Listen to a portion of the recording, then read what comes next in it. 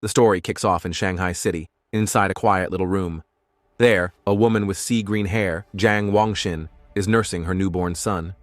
Between yawns, she smiles and tells her baby, Chenchen, how lucky he is. His only job is to eat and sleep, while she's the one losing all the shut-eye. Still, she insists it's worth it, as long as he grows up healthy. What she doesn't know? Her ordinary baby isn't ordinary at all. Inside that tiny body lives the soul of a man who already lived a full life. Baby Lin Zichen, that's his real name, is fully conscious, even if his brain is still developing. And just as he's adjusting to diapers and milk, a glowing blue game-like status screen pops up in his vision, labeling him Lin Zichen, 33 days old, biological level, ordinary tier 1. The infant reincarnator quickly realizes he's got to cheat. Baby gains XP. At 3 months old, while his parents, Dad Lin Yan and Mom Jiang Wangxin, marvel at his energy, little Lin Zichen is secretly grinding stats like a pro gamer. When he kicks his chubby legs for the 10,000th time, a system notification dings. Milestone achieved, 10,000 kicks. Unlocking ability, biological attribute use in advance. Translation? Whatever body part he trains can grow infinitely stronger as long as it's carbon-based. Basically, his baby kick just unlocked infinite push-up DLC. Crawling in stealth mode. By 4 months, Lin Zichen can already sit up and crawl like a champ. But he plays dumb around his parents, only training at night to avoid blowing his cover. Each crawl, sit-up, and awkward baby shuffle earns him system points.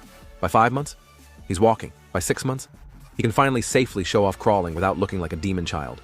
Then one day, the TV flashes breaking news. Aberrant beasts attacking. Gene fusers and cyborgs fighting side by side.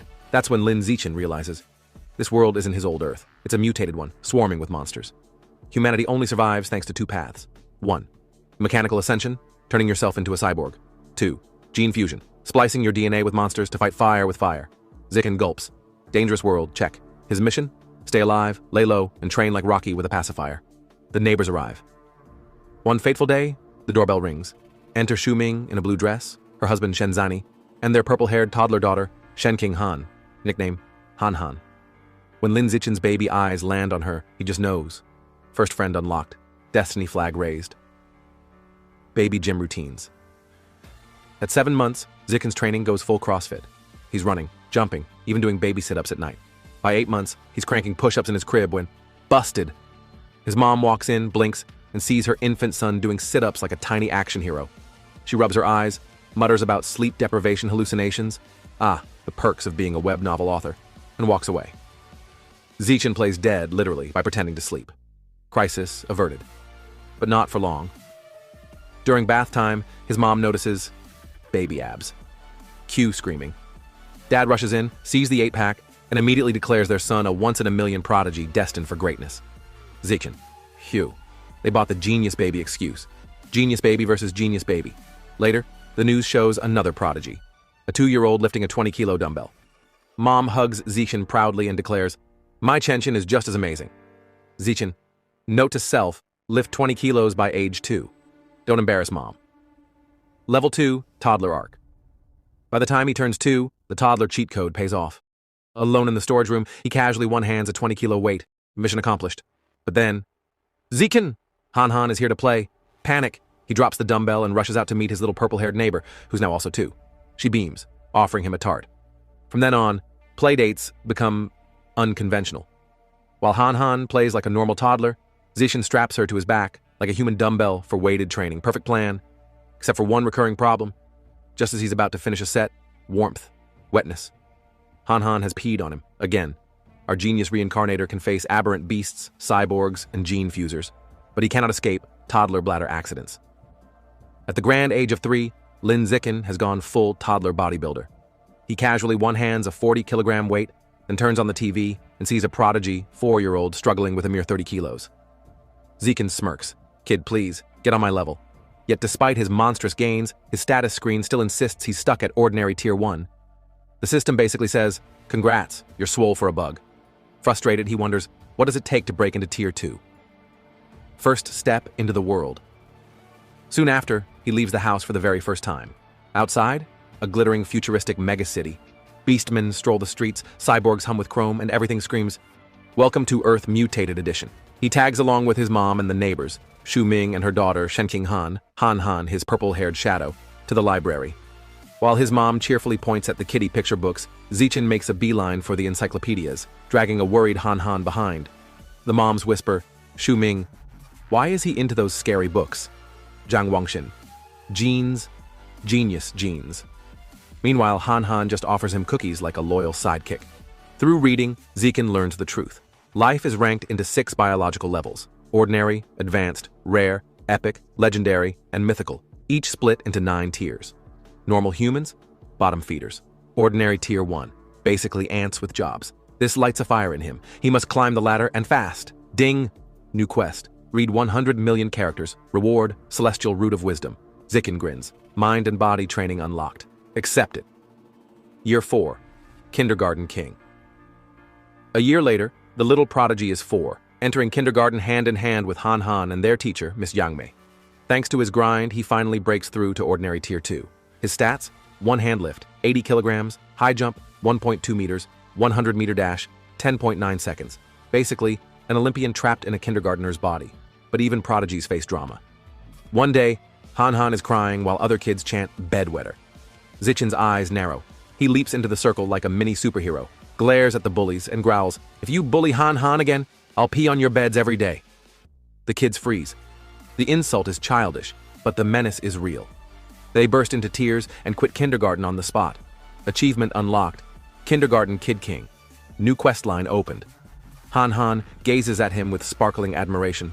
Zichin just pats his chest proudly. Protector duties fulfilled. Memory buff and time skip. Half a year later, quest complete. After reading 100 million characters, he earns the celestial root of wisdom.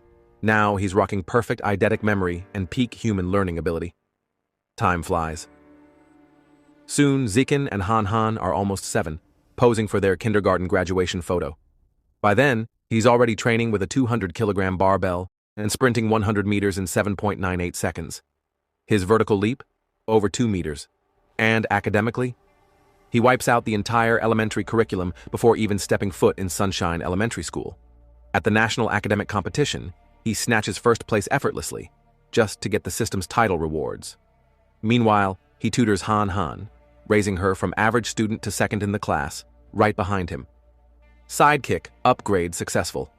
Sunshine Elementary Arc school life seems smooth. Zichin breaks every sports record, racks up titles, and balances his hero training arc with babysitting Han Han. Then, plot twist. A new transfer student appears, long silvery blue hair, aura of mystery. The teacher introduces her as Bai Shuer. The class gawks at her beauty.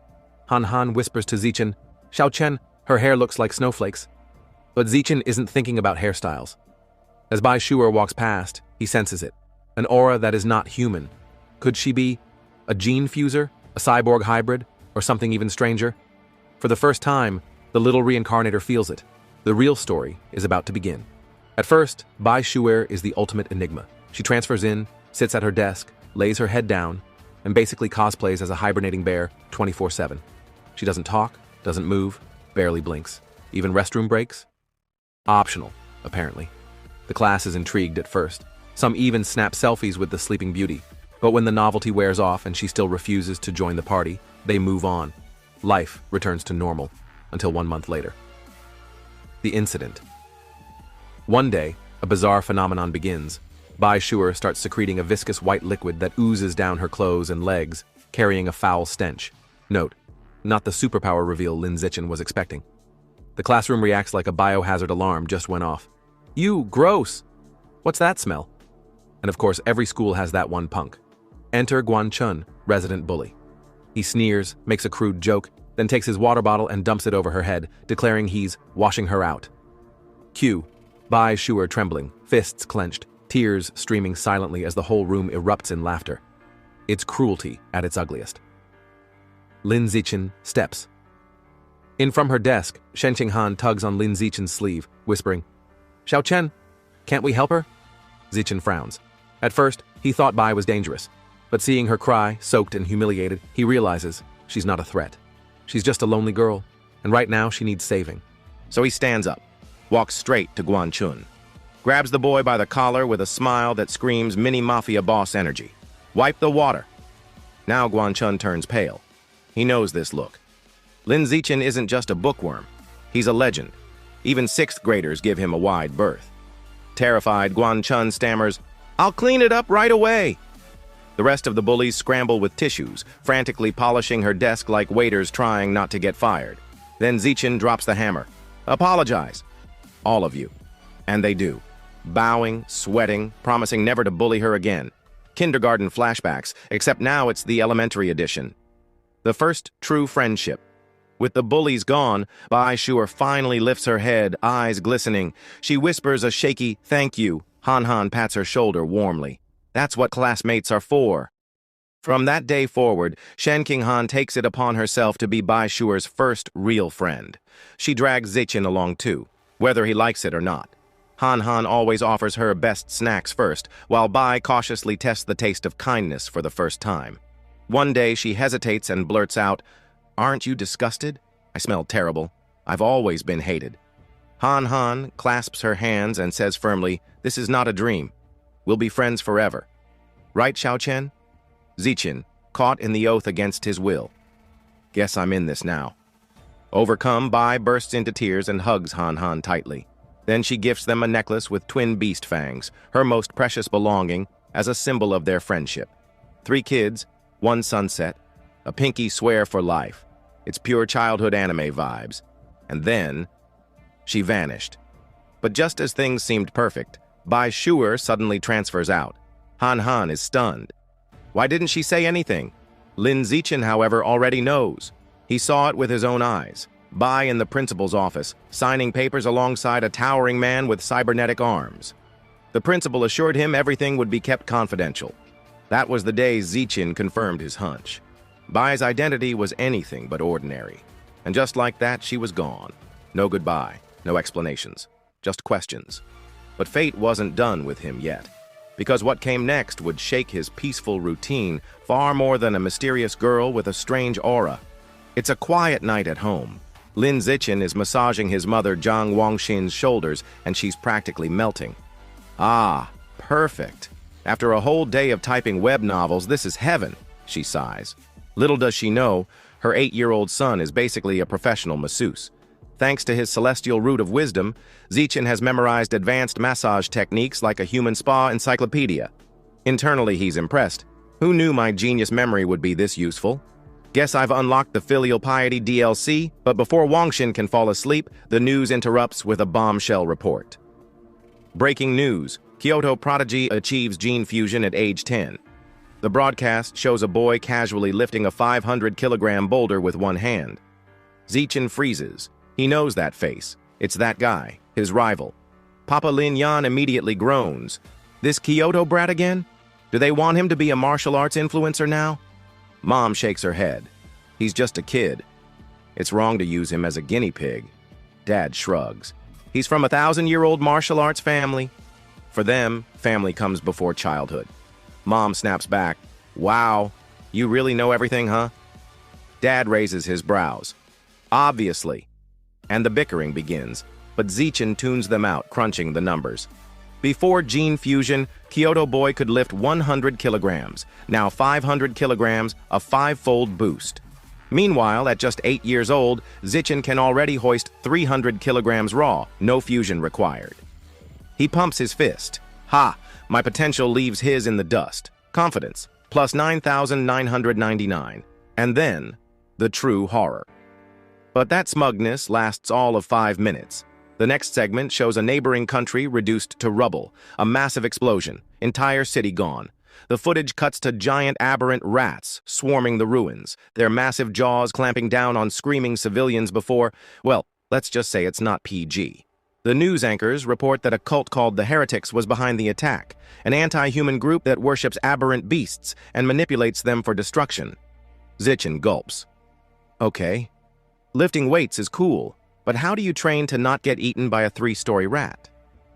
He feels grateful his own country is safe and powerful.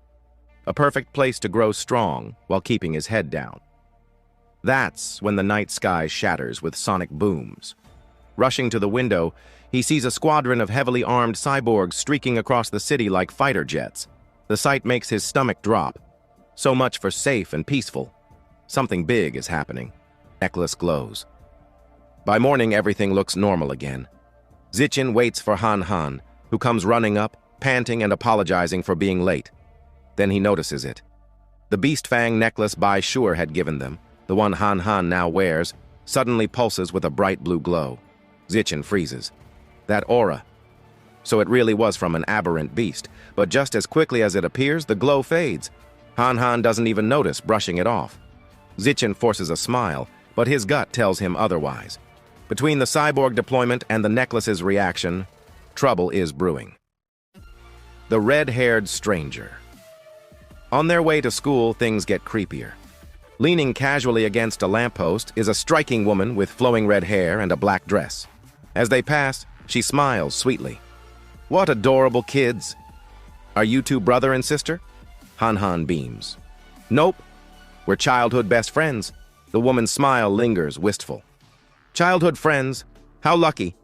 I wish I had one too, but then, her eyes glint, her expression twists into something darker. She leans closer. Tell me, why are you walking to school alone? Where are your parents? Han Han, innocent as always, opens her mouth to answer, but Zichen yanks her hand and cuts her off. We're gonna be late. He drags her away without a second glance, leaving the mysterious woman behind. Once they're safe, he kneels to Han Han's level, sighs, and says firmly, Don't talk to strangers. Ever. She nods obediently, cheeks puffed in embarrassment. After school, Lin Zichen decides to take a shortcut through a deserted alleyway. Han Han hugs her backpack nervously. This place is creepy. Zichen waves it off like a tour guide. Relax. The whole area is scheduled for demolition. Everyone's already moved out. Totally safe. Narrator's note, whenever a protagonist says totally safe, you know it's about to be totally not safe. Sure enough. Finally out of school, are we? The red-haired woman from the morning strolls out of the shadows, smiling far too sweetly for comfort. Beside her is a human mountain of muscle named Shang. She waves like a friendly aunt. Over here, Shang. The kids are right here. Zichen stiffens. Wait. I purposely took a different route. How did she... The woman coos. Don't be scared, darlings. Come here. I've got treats. Shang rolls his eyes.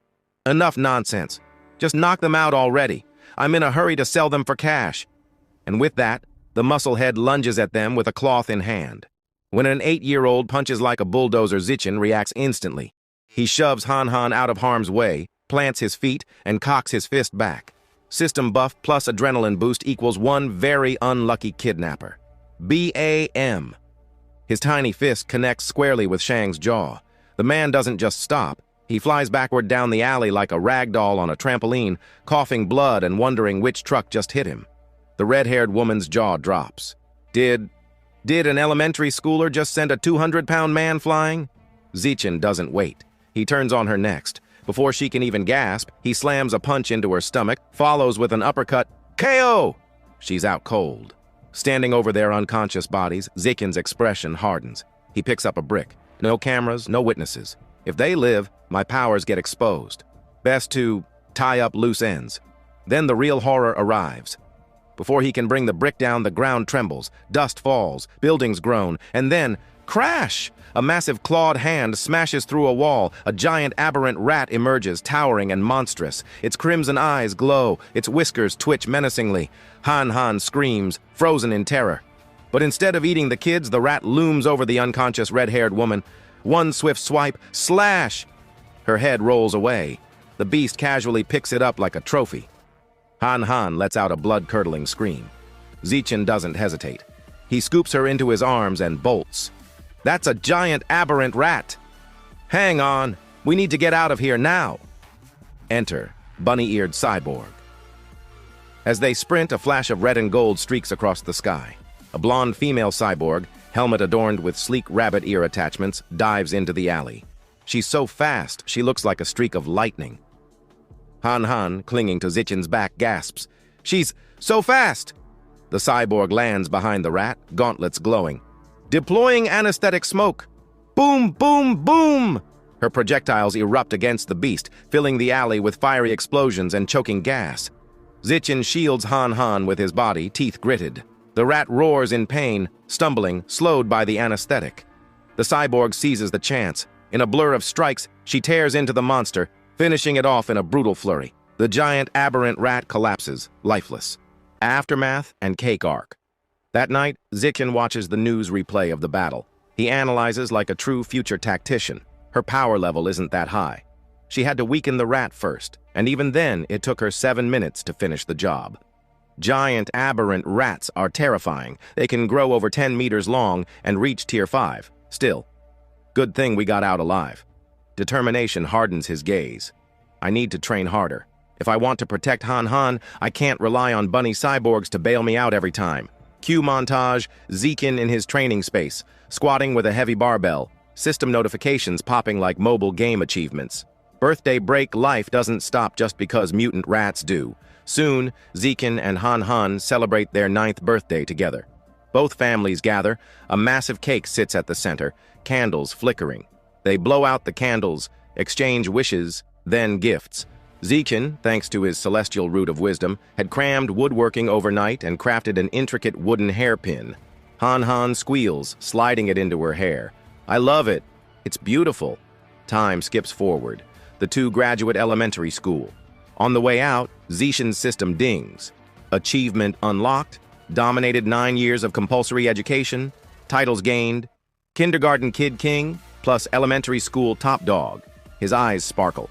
Next up, middle school overlord. Reward, survival of the fittest attribute. While most kids spent their summer break leveling up in video games, Lin Zikin spent his leveling up in real life. His regimen? 1,000 push-ups with a boulder on his back because dumbbells are for mortals. 10-kilometer runs that ended with system notifications instead of sweat stains. And then it happened. Ding. System notice, biological level breakthrough, ordinary 3rd tier. His new stats, one-hand lift, 700 kilograms, basically forklift mode. Vertical jump, 4 meters, NBA scouts weep. 100-meter dash, 6 seconds flat, Olympics canceled. Zikin wipes his brow and thinks, I wonder how the Kyoto Prodigy is doing. Kyoto Prodigy. The return. Coincidentally, the TV answers his question. Breaking news! At 14, the Kyoto Prodigy has fused with giant ant genes. Watch as he casually one-hands a 2,000-kilogram alloy block. His parents gawk. His dad mutters, show off. They're turning this kid into an influencer. Meanwhile, Zikin calculates like a smug mathematician. Giant ant genes multiply strength by 4 to 8, which means, without the boost, his real lift is about 500 kilograms. I'm already stronger. Huh. Zikin fist pumps. Just wait till I start fusing genes. I'll be unstoppable. Welcome to middle school. Because he was the city's top student, every elite middle school begged for him. Zikin chose Shanghai Middle School, on one condition. Shening Han had to be in his class too. During registration, the principal and homeroom teacher practically roll out a red carpet. We're counting on you, Lin Zikin. Zikin smiles politely, but inside, I only came here for the badminton courts. Badminton bloodbath. On the court, Shening Han twirls her racket dramatically. Fairy's curveball serve. The shuttlecock sails through the air. Zikin casually catches it mid-flight like he's picking fruit off a tree. But before their game can continue, trouble arrives. A group of upperclassmen swagger in. Their leader, rocking a backward cap, snatches the shuttlecock. Court's reserved, kids. His goons snicker. But hey, the little girl can stay and spar with us. Shening Han plants her feet, fiery as always. Rules are rules. We were here first. Zikin steps forward, eyes cold. Back away from her. First come, first served. The cap-wearing leader sneers. I make the rules now. He tosses the shuttlecock up for a serve, but Zikin moves. Correction, he says. My rules are the only ones that matter. He leaps sky high, racket glowing with divine fury. His smash creates a white blur across the court. Crack! The leader's racket explodes into splinters. His cap flies off like a rocket. The upperclassmen stare, pale as ghosts. One whispers, if that had missed by an inch, our boss's head would be gone. They fold instantly, bowing in unison. We understand the rules now. Sorry, we'll leave.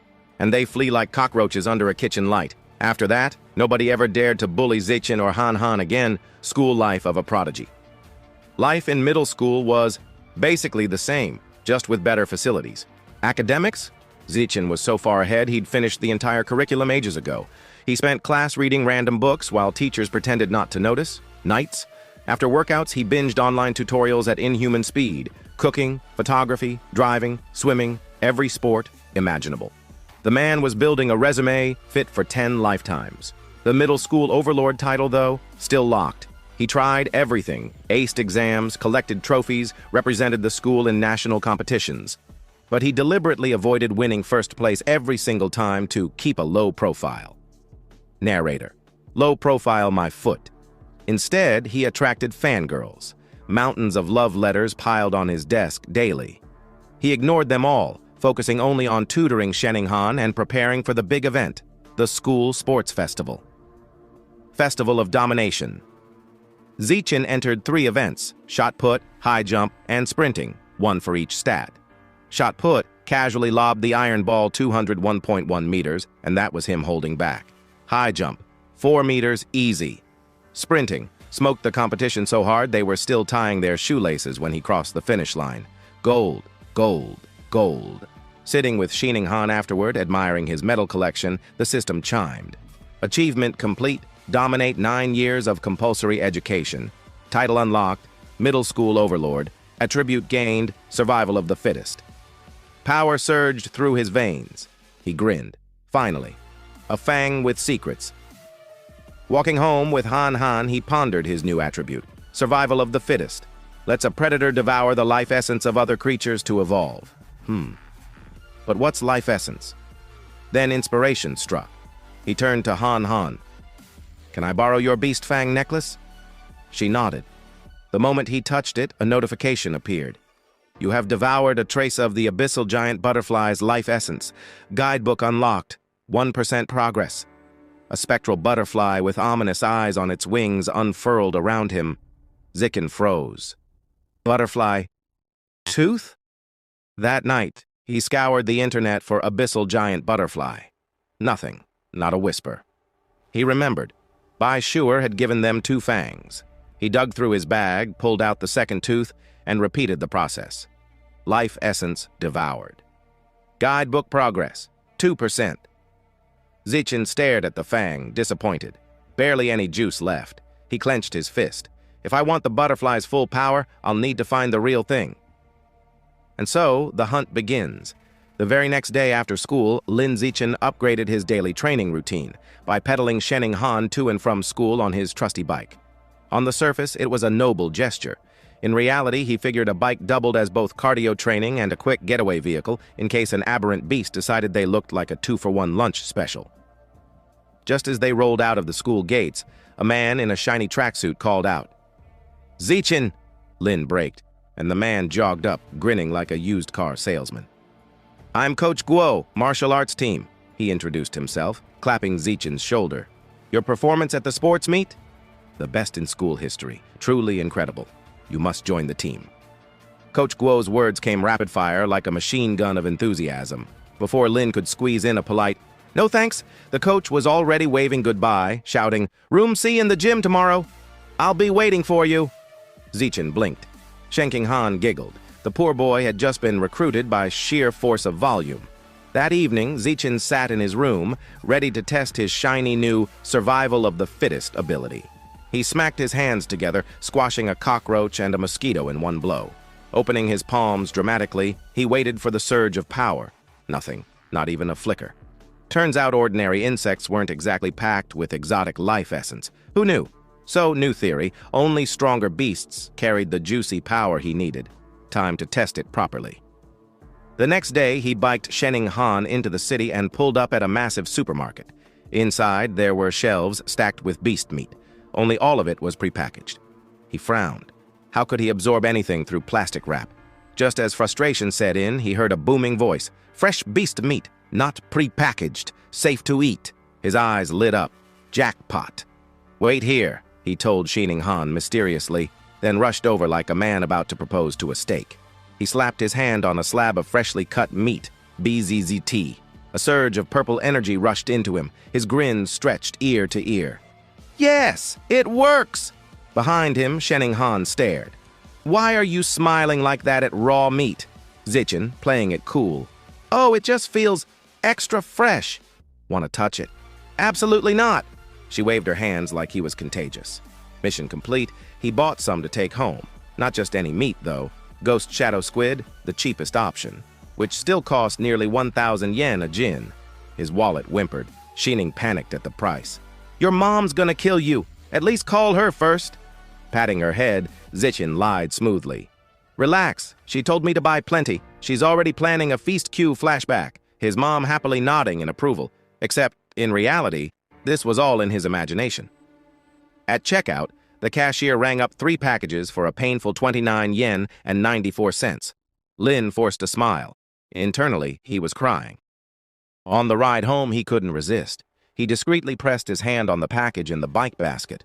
Another surge of purple energy. The system confirmed. Ghost Shadow Squid Guidebook unlocked. Progress 0.1%. A creepy mental image of a giant multi-eyed squid floated in his head. He quickly did the math. 1 jin equals 0.1%, meaning 100 jin for 100%. That's 100,000 yen. His wallet fainted again. But the squid's power, to dissolve into water and vanish, was absolutely worth it. He just needed mountains of cash. Better yet, the meat wasn't spoiled after absorption, meaning he could eat it too. Double profit. His progress climbed to 3% as he tapped more squid essence on the ride. Unfortunately, his squid meditation ended when Shining Han shouted, "Brake!" He screeched to a halt, barely avoiding mowing down a couple in the bike lane. He apologized, scolding himself for daydreaming. But the lane was packed. Why? Ahead, they saw it, a tense standoff. A muscular, red-haired man held a woman at knife point. Shining Han gasped. "It's Teacher Zia!" Police surrounded the area. Through a megaphone, the captain tried to calm the suspect. Officer Abing raised his gun, itching to shoot, but the captain yanked him back. "Too risky." "The hostage is too close," Abing muttered about gas. The captain rejected it. While the cops hesitated, Zichin acted. He picked up a pebble, flicked it with ridiculous precision, ping, and struck Abing's gun. The misfire sent a stray bullet flying straight into the suspect's hand. Knife dropped, hostage freed. "Move in!" the captain roared. Police swarmed, disarming and cuffing the red-haired thug. Teacher Sia sobbed in relief as a female officer comforted her. Meanwhile, Zichin casually got back on his bike. "Let's go," he whispered. Shining Han stared at him wide-eyed. "Did you just—" "Shh!" He pedaled away, almost free. "Wait!" The captain's voice rang out. "You! Boy, were you the one who threw that rock?" Panic flashed across Zichin's face. He forced a nervous laugh. "Ha ha! Me? No way, sir." The captain frowned. "Strange. You'd think someone would admit to a good deed, especially when there's a reward for bravery reward. The magic word."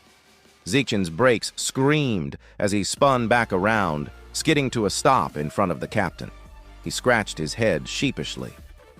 "Actually, yes, that was me. And, the reward part is really important." The captain chuckled, clapping his shoulder. "Good. Come by the station to make a report. I'll make sure you're properly rewarded."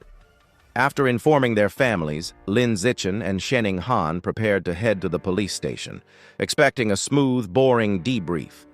Easy reward money, maybe a pat on the back, then home in time for snacks. But fate, as usual, had other plans. As the police escorted the cuffed suspect away, his face suddenly began twisting grotesquely, like he was mid-transformation into a Halloween mask. The captain paled. "Heretic!" The man's bones cracked and his muscles ballooned. In seconds, the suspect mutated into a hulking, aberrant rat. The cuffs snapped like cheap toy bracelets. With a shriek, it lashed out, swiping its massive claws at the officers. "Open fire!" the captain barked into his radio. "Protect the civilians!" Gunfire erupted in a storm of noise, but the bullets pinged off the monster's hide like BB pellets. A frantic voice came through the radio. "Confirmed heretic! Subject fused with Rat King genes, requesting immediate backup." Lin Zichen grabbed Shining Han and their teacher, muttering a quick apology as he dragged them into a retreat. Thankfully, the rat wasn't chasing them. Still, his heart pounded. He really didn't feel like becoming rat chow today. Then, the sky lit purple. A sleek figure streaked down from the heavens, landing with a boom that shook the street. A female cyborg in gleaming armor, her short, dark purple hair catching the light. She reeled back a metallic fist and smashed the rat square in the jaw, staggering the beast. Hovering into the air, her chest plate split open to reveal a glowing core. Fire! A blinding beam of purple energy tore out, engulfing the mutant. The rat's roar of agony was cut short as it was disintegrated into a smoking pile of charred flesh. Everyone stared, stunned. Teacher Sia and Shining Han both exhaled in relief. Zichen, however, was staring at something far more important, his bike. Thank the heavens, he sighed. Not even a scratch. Do you know how much repairs would have cost? But relief didn't last. A foul stench hit him. He looked into the bike basket and his stomach dropped. The ghost shadow squid. His precious, overpriced squid, spoiled. The meat had turned gray and limp, oozing stink. He realized the truth. Absorbing life essence did spoil the meat, but only after a short delay. Grimacing, he lifted a tentacle with tragic solemnity. Putting on his best Oscar-worthy performance, he dramatically tossed it to the ground. Damn you, heretic! Damn your rat cult! Even the cyborg's laser couldn't spare my dinner. Teacher Zia patted his shoulder kindly. What matters is that everyone's safe. Zichen nodded, mourning his wallet more than the squid. At the captain's request, they rode with the security team to the station. Unfortunately, they were crammed into the same van as the scorched heretic remains. The smell was indescribable. Even Zichen's squid smelled better. He sat stiffly, pinching his nose when a thought struck him.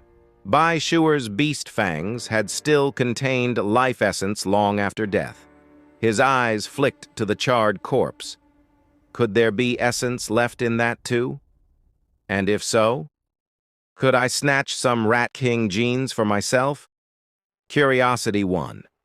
He discreetly reached a hand toward the remains. The instant he touched, scorched flesh. Bezizt. A powerful surge of red energy shot into him. System prompt. Devoured trace of giant Rat King's life essence. Guidebook unlocked.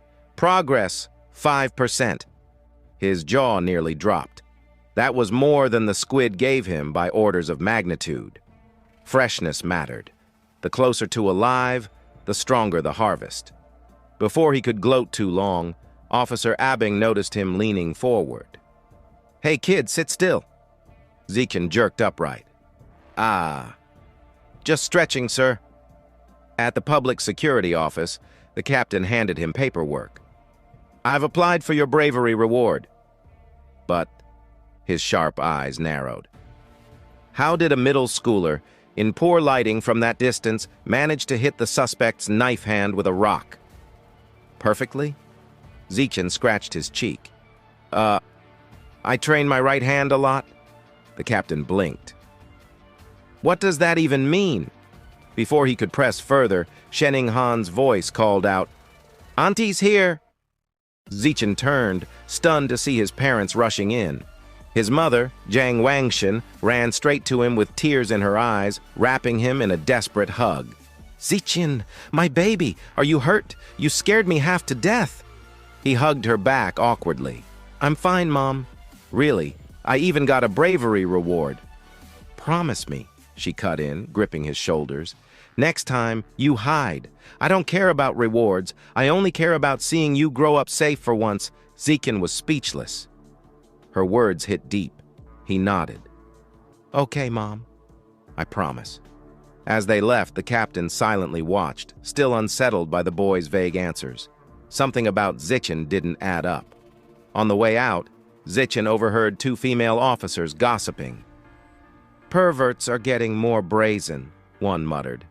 Not perverts. Heretic. the other corrected. He was a liberal arts student from Guangyuan University. Brainwashed by the rat god cult, the first officer cursed. Then we need to wipe out this cult at the root. The root, the other replied grimly, is their so-called Rat King. The name made Zikin freeze.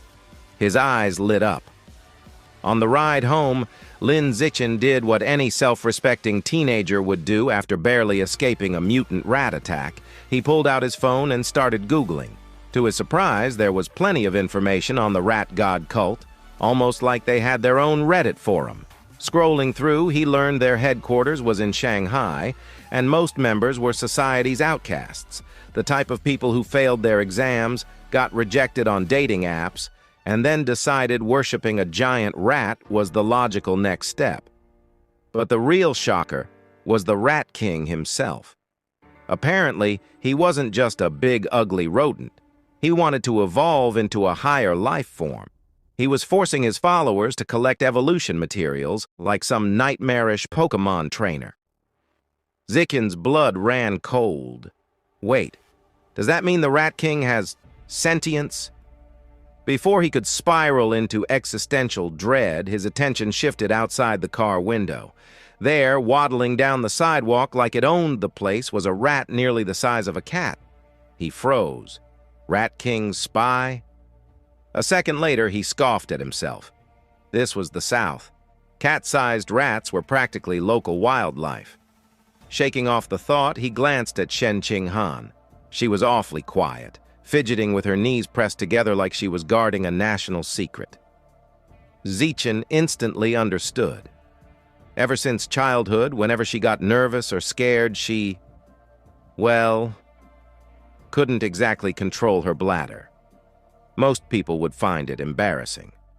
Zichen, however, always felt this quirk was hiding some kind of mysterious potential, like maybe her power was sealed in her bladder. When they finally got home, Zichen's mother, Zhang Wang, immediately noticed the absence of nearly 3,000 yen worth of ghost shadow squid meat. Her jaw dropped. "Where's the meat?" Thinking fast, Zichen gave his best sheepish smile. I must have dropped it when I was running for my life," his mother gasped. "Forget the meat, child. What matters is that you're safe." Zichen breathed a sigh of relief. Fooled her. Unfortunately, his father, Lin Yensen, was less sentimental. The man puffed up his chest like a worn-out office worker who still wanted to believe he was tough. "I'll go back and find it," he declared. "Spoiled or not, I don't waste money." Panic struck Zichen. "No, Dad. It's too dangerous. And besides," he hesitated, "it's already spoiled." Suspicion flickered in his father's eyes. "And how exactly do you know it's spoiled?" Sweat trickled down Zichen's neck. "Lucky guess?" Meanwhile, back at the police station, Captain Hun Shan was brooding in his office with a cigarette, replaying the night's events. One thought gnawed at him. How the hell did an ordinary middle schooler throw a rock with sniper-level precision in pitch darkness? That's when he heard it, the scratching sound. He turned. Perched on the filing cabinets was a rat. Not just any rat. A massive one, with beady eyes gleaming in the shadows. The captain reached for his pistol. The rat leapt. Gunshots. A blur of claws and blood. By morning, the captain was a headline. The next day, Lin Zichen slumped over his desk, sighing like an old man trapped in a teenager's body. The heretic, the cyborg girl, the mutant rat, he was painfully aware of how weak he still was. And more importantly, how broke. He needed beast meat. Lots of beast meat. And beast meat wasn't cheap.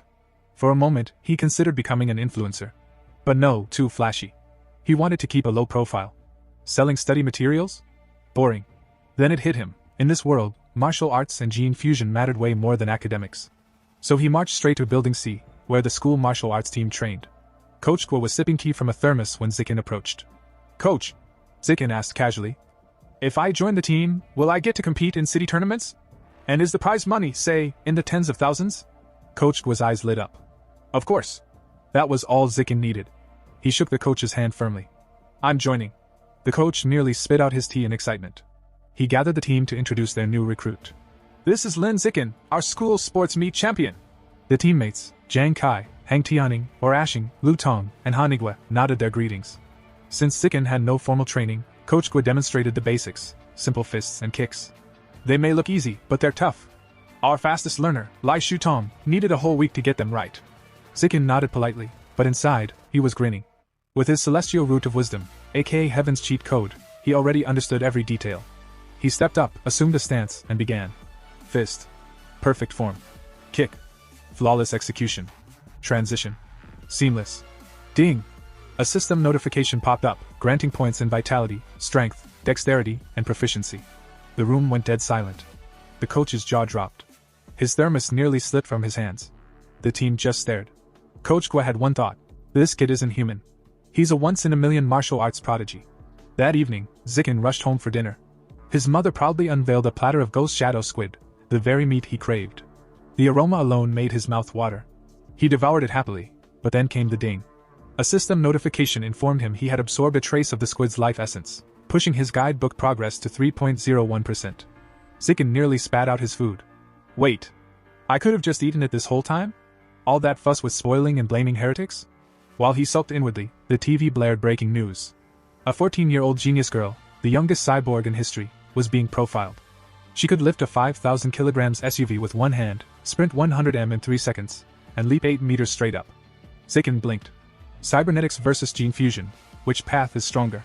His musings were interrupted by another broadcast, this time grim. Captain Hun Shan had been killed in his office. Surveillance showed a giant mutant rat attacking him before disappearing into the night. Zikin froze, remembering the rat he'd seen yesterday. His stomach churned. The danger was growing. He needed to train harder. So he did. Days later, his stats were insane. He could sprint 100 meters in 4.61 seconds, jump 5.3 meters high, and lift 1,200 kilograms with one hand. Not bad for a normal middle schooler. But trouble, as always, found him. The next morning, Shin Qinghan followed him curiously to the gym. On the way, a pink-haired girl shyly offered Zikin a bottle of milk. He smiled politely and declined. Behind them, Jiang Kai, teammate, sore loser, and apparently jealous admirer of pink-haired girl, was fuming. Watching her get rejected crushed him. He stormed up and blocked their path. You hurt her feelings. Apologize. I'm allergic to milk. Zikin replied calmly. Liar! Kai snapped, his veins bulging. He pointed at Zikin dramatically. I challenge you to a spar. If I lose, I'll never bother you again. But if you lose, you drink the milk. At that exact moment, ding! A system notification appeared. New achievement mission. Defeat 1,000 opponents in formal competition. Unlock survival of the fittest trait. Zikin's lips curled into a sly grin. Surrounded by a faint purple aura, his eyes glinted with mischief. Challenge accepted, he said. Word of the duel spread through the school like wildfire. By the time Lin Zikin and Jiang Kai stepped into the gym, the place was packed. Students crowded around the sparring floor, buzzing with excitement. Two freshmen whispered to each other. Wait, Lin Zikin? The sports meet champ? Yeah, and he's fighting a senior. This is gonna be legendary. The crowd was very clearly on Zikin's side. Female fans screamed encouragement, telling him to teach that bully a lesson. The pink-haired girl from earlier stood at the front, phone in hand, ready to immortalize the moment for social media. Jiang Kai, meanwhile, was fuming. Everyone seemed convinced he was going to lose. Ha! Just because he's been shining for a month, they think he's invincible? This duel will be my redemption arc. Lin Zikin, in contrast, looked utterly unfazed. Can we make this quick? I need to get home for dinner. The word stabbed into Jiang Kai's pride like a hot knife. He smirked coldly. Fine. Quick it is. Coach Gua stepped between them, raising his hand. Remember, no killing blows. The match begins. Wait. Jiang Kai interrupted with a smug grin. To make this fair, I'll give you 3 free moves. After all, I've trained for nearly 2 years. You? Barely a month. The crowd murmured. How generous. How noble. How utterly condescending. Zikin just nodded. All right. And then boom. Before Jiang Kai could even blink, Lin Zikin blurred forward. His fist crashed into Jiang Kai's nose with the force of a freight train. Blood sprayed. The senior flew backward, collapsing to the mat in an unconscious heap. 1 punch. 1 second. The entire gym froze in stunned silence. Coach Gua dropped his thermos. The fight is over. In 1 punch. The crowd erupted in chaos. Girls screamed his name. Shin Qinghan threw her fist into the air, shouting like a die-hard fangirl. The pink-haired girl squealed while live-streaming, her phone trembling from excitement. Zikin glanced at his system. Ding! Mission update. By defeating a rival and earning the affection of the opposite sex, you've gained priority mating rights. His progress toward natural selection was now officially at 1/1000. He sighed inwardly. Still 999 to go. This is going to take forever. So he turned to the rest of the martial arts team. Smiling just a little too warmly, he asked, "Shall we spar next?" The team members went pale. "I have to cram tonight. My mom's waiting with dinner. I think I'm coming down with the plague." Before they could escape, Jiang Kai stirred. Wobbling to his knees, he glared at Zikin. You sneak attacked me. I demand a rematch." Coach Gua barked. "Enough. Accept defeat like a man." Then, rubbing his chin, he muttered, "Unless it really was a lucky punch. Let's test it. Xiaozi, step up." A spiky-haired boy froze like a deer in headlights. "And me? See, can't we just, play cards instead?" Despite trembling, he assumed a fighting stance. 10 minutes later, several martial arts members lay groaning on the gym floor, clutching bruises. Zikin stood over them, dusting his hands. He hadn't even gone all out, just a few light taps. He checked his system again. Nothing. No progress. Damn.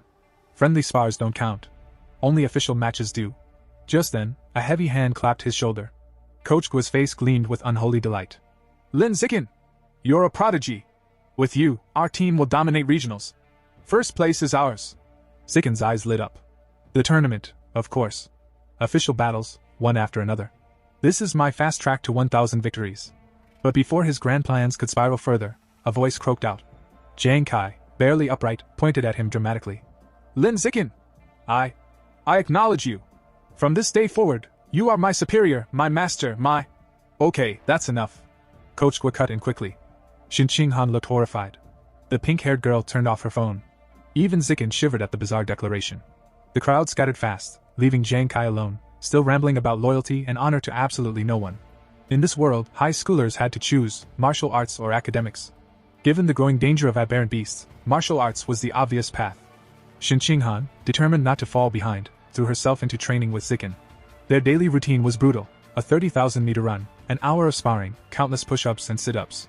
At the end, Zikin would even give her massages to ease her sore muscles, though Xin Qinghan always turned bright red. And Zikin?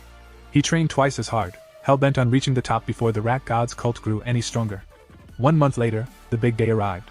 The regional martial arts tournament. The gym buzzed with banners, teams warming up, and the smell of fried snacks from the stands. Lin Zikin stood tall at the entrance, eyes sharp, fists clenched. This was it. The battlefield that would decide his future. And the fastest way to rack up 999 more wins. The regional martial arts tournament was being held at a massive city gymnasium, a place so big it felt like a sports anime opening was about to start at any moment. The arena was packed to the rafters with students, parents, teachers, and at least one confused old man who had just wandered in for free snacks. In the waiting area, the air was thick with tension. Coach Gua paced back and forth like a man trying to find a bathroom during halftime. He checked the match roster, then dramatically slammed it down. Why did it have to be Shanghai #1 high in the first round? He wailed. Another team member chimed in, face pale. Coach, they have that guy who ran a 100-meter dash in under 9 seconds. The entire team collectively died a little inside. Before despair could swallow them whole, Lin Zikin raised his hand with the calm of a man who had already mentally scheduled dinner after winning. I'll go first, he said casually. Coach Gua blinked at him, torn between terror and hope. Fine. Don't die. As Lin Zikin walked out to the roaring arena, Xin Qinghan waved a little flag she'd probably made that morning, and Coach Gua screamed encouragement through a megaphone like a battle commander sending his hero into war. Lin Zikin's opponent lumbered forward, a muscle mountain of a teenager from Shanghai #1 high. He had biceps that could file for their own citizenship and an ego to match. Not bad first year, he said, looking down at Lin. But the stage isn't meant for shorties under 170. I'll show you the power gap. He flexed his arm. The flex echoed. Somewhere, a protein shake cried. The referee raised his hand. Ding! The big guy charged forward with the subtlety of a tank. His punch came like a meteor. Lin Zikin calmly tilted his body to the side. And then boop, a short, clean punch to the chest. The sound that followed was like someone had fired a cannon inside the gym. The muscular teen flew backward, face first, unconscious before he hit the mat. The announcer froze, mic trembling. VV victory for Lin Zikin? On the sidelines, Xin Qinghan jumped up and yelled. That's my Xiao Qin! The rest of Shanghai High's team swarmed Coach Gua, screaming like they just won the lottery. He's insane! All that muscle was just decoration! Bro's built different. Meanwhile, on the other side of the ring, the opposing coach was absolutely losing it. What did I say about footwork? His fallen student, of course, couldn't respond. He was somewhere in dreamland, probably reliving his kindergarten years. Back in the ring, Lin Zikin got a crisp system notification. Tournament rival defeated. Elimination count, 2,100.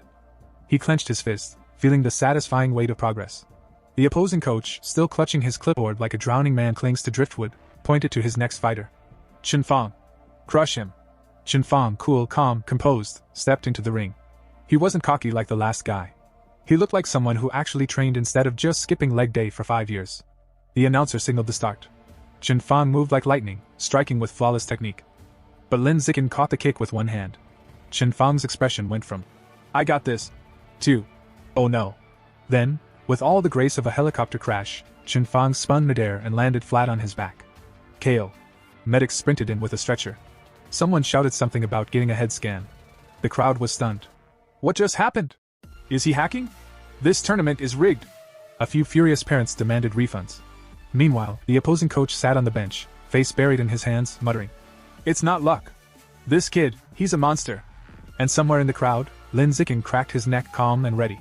This was just the warm-up. Back in the waiting area, Coach Guo was a changed man. His earlier nervousness had evolved into a kind of manic determination, the kind coaches get right before doing something either brilliant or deeply stupid. He slammed his clipboard down and pointed dramatically at the next fighter. "Jie Fei, you're up. Listen to me carefully. Defense only. Defense. You cannot afford to lose, you hear me?" Jie Fei, a spiky-haired boy with the confidence of a man who never been punched hard enough, nodded coolly. "Relax, coach. I got this." Coach Guo blinked. "No, you don't." But Jie was already walking toward the ring, oozing smugness. Inside, his thoughts were even more self-assured. "That Lin guy? Please. Just lucky. 2 flukes in a row. No way he's stronger than me." After all, Jie Fei was famous, the kind of schoolyard legend people whispered about. He could run 100 meters in under 9 seconds, and rumor had it, his father was a gene fusion user, which meant superhuman DNA. The crowd buzzed like a live beehive. "That's Jie Fei, the lightning sprinter. His dad's a gene fusion user, right? Poor Lin Zikin. His streak ends here." The consensus was clear. Lin Zikin had been impressive, but his reign was about to end. The announcer raised his hand. "Begin." Jie Fei instantly ignored his coach's orders and launched forward with a battle cry that sounded way cooler in his head. His foot sliced through the air with a vicious kick, followed by a flurry of punches that blurred like a tornado. "Flowing water shattering rock fist!" he shouted, performing his signature technique. From the sidelines, Coach Guo's counterpart screamed. "What part of defense did you not understand?" Jie Fei ignored him, grinning confidently. "Defense is for people who can't attack like geniuses." Meanwhile, Lin Zikin, cool as a glacier, simply dodged each blow like he was swatting away mosquitoes. His expression stayed perfectly calm, almost bored. Lin mused mid-dodge. "This flowing water technique is kinda nice. I should learn it." Jie Fei, panting and red-faced, finally stopped swinging. How are you dodging all of that?" Lin tilted his head slightly.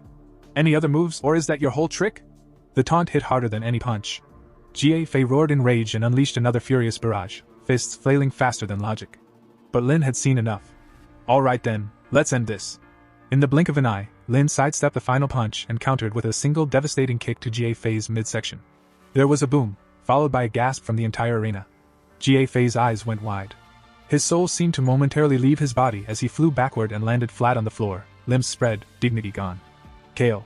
For a few seconds the crowd was dead silent, just the sound of a soda can rolling somewhere in the stands. Then came the explosion. "Let's go! Xiao Qin is a beast! 3 straight wins!" Xin Qihan leapt into the air like she was celebrating a World Cup victory, while Coach Guo nearly fainted from joy. "My boy! My prodigy! My golden child!" he screamed through his megaphone, eyes sparkling with fatherly pride and mild insanity. From that point on, the rest of the tournament might as well have been a montage. The next few opponents? Instant knockouts. The rest of Shanghai #1 High? Wiped out by Lin Zikin alone. Over the next 2 days, Lin single-handedly defeated 2 more schools. By the end, Shanghai High stood on the winner's podium holding the championship trophy, medals gleaming, Coach Guo crying like a proud uncle at graduation. But Lin Zikin's mind was elsewhere. He checked his system. Rival count, 161,000. He sighed. "At this rate, I'll need years to unlock the natural selection attribute." Still, there was one bright side. Coach Guo, surprisingly generous in his victory high, handed him 20,000 yuan, his cut of the prize money. Combining that with winnings from his academic competitions, Lin's wallet hit a glorious 30,000 yuan. It was gone within a week. He spent all of it on one thing, ghost shadow squid meat, a rare and ridiculously expensive beast delicacy said to boost one's physique. For several weeks, he ate nothing else. Breakfast, lunch, dinner, squid. Fried squid. Steamed squid. Squid shakes, probably. By the time he'd devoured 30 gene of it, His codex progress for the Ghost Shadow Squid hit 33%. His training intensified. His power grew. By his second year of middle school, he broke through to the next stage, advancing from ordinary Tier 3 to Tier 4. The results were ridiculous. He could now lift 1,890 kilograms with one hand, jump 5.65 meters straight up, sprint 100 meters in 4.49 seconds. In other words, he'd evolved from school martial arts prodigy to walking natural disaster. And Lin Zikin? He just stretched his arms, cracked his neck, and thought, good. Now we're getting somewhere. Time flew faster than Lin Zikin could finish a serving of Ghost Shadow Squid. Before they knew it, he and Qin Han had graduated from Shanghai's middle school division, two bright stars standing at the edge of a new chapter. But when the high school entrance exam results came out, fate decided to throw a brick right through their plans. Qin Han sat in her room, eyes red and puffy, clutching her pillow like it owed her emotional support. Why, Zikin? She sniffled. After all that training, we still can't go to the same high school. Lin Zikin stood there awkwardly, the kind of guy who could defeat martial arts champions but had zero defense against crying girls. He scratched his head. Well, you did great in academics, really. It's just that, your martial arts score wasn't high enough for the elite class at Shanghai High. Her tears doubled. Then what happens now? Zikin sighed, sitting beside her. Actually, the principal of Shanghai High is coming to my house today. Probably to recruit me. Want to come? She looked up, eyes shimmering like sad puppy dog eyes in HD. What's the point? The principal's obviously coming for you. Zikin smiled faintly and took her hand. Then let's make it about us. Before she could protest, he pulled her to her feet and said, Don't worry. I've got a plan. My one condition for staying at Shanghai High, you're my desk mate. Sure enough, a few hours later, Principal Zhao of Shanghai High arrived at Lin Zikin's home, elegant, sharp, and radiating the kind of confidence only someone with tenure and power could possess. For several hours, the principal sat with Zikin, his mother, and Qin Han, discussing everything from education, martial arts training, to how much potential Lin Zikin had. She was practically glowing as she said, You are the kind of student every school dreams of, Lin Zikin. Shanghai High needs you. When the long discussion finally ended, Principal Zhao stood and made her final pitch. If you agree to stay, you may name any condition. I'll make it happen. Zikin's eyes gleamed. This was the moment. He stood, cleared his throat, and said with absolute seriousness, I have only one condition. Qin Han must be in my class. As my desk mate. The room went dead silent. Qin Han froze like a deer caught in headlights. Principal Zhao blinked, then turned to her. Qin Han, that's your name? The girl nodded shyly. The principal smiled. Then it's settled. You'll both attend Shanghai High. Together. Zikin and Qin Han both stared, mouths open, before bursting into smiles of pure joy. Thank you, Principal. They shouted in unison, bowing so fast it almost looked choreographed. And just like that, their future was secured. Before the summer ended, Lin Zikin had one more thing to take care of, his final junior high martial arts tournament. At this point, it was less a competition and more a one-man show. He tore through the brackets with ease, his punches ending matches before the announcer could even finish saying, Begin! Naturally, Shanghai Middle won another championship, and Lin pocketed the prize money like a professional. This time, though, he had a plan. With this money, I can finally finish the Ghost Shadow Squid Codex. He took his winnings, stocked up on squid meat like a doomsday prepper, and headed out to a secluded forest outside Shanghai. Alright, let's do this somewhere quiet. Just in case I explode or something. He began devouring the last of the squid meat, and soon a brilliant blue aura surrounded him. The ground trembled, his system pinged like a jackpot machine, and his body overflowed with power.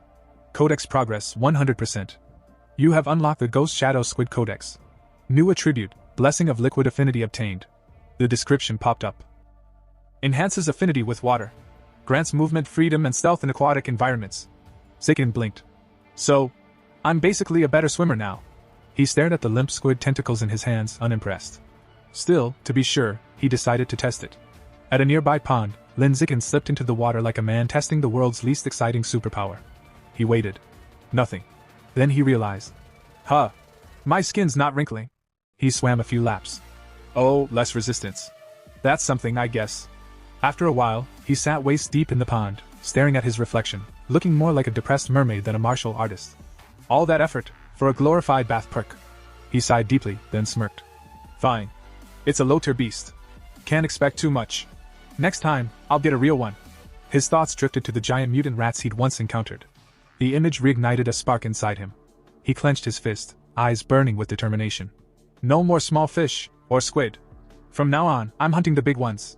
And with that, the young prodigy's next evolution truly began, dripping wet, slightly annoyed, and more determined than ever. As the start of the new school year approaches, Lin Zikin and Shenning Han's families decide to take a short seaside vacation. Lin suggests they go to the beach, partly to relax, but mostly to test his new liquid affinity. Once they arrive, Shin Han immediately starts shivering. "It's freezing," she complains, hugging herself. Lin, however, feels perfectly comfortable, his body seemingly in sync with the sea. "You'll get used to it." He laughs before diving gracefully into the waves. Underwater, his system instantly reacts, swimming +1, diving +1, rewarding him for each stroke. From the shore, Shenning Han nervously calls out, "Zikin, teach me how to swim." Realizing she's never learned, Lin wades back and begins teaching her.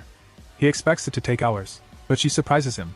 Within minutes, she's gliding effortlessly through the water.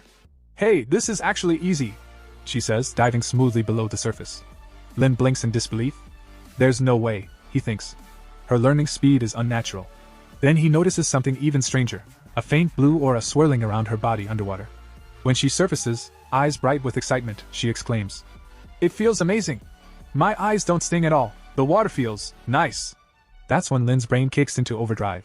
Wait, could her childhood bedwetting problem actually be a sign of water affinity? He remembers stories from his parents' novels, characters born with rare cultivation bodies. The more he thinks about it, the more it fits.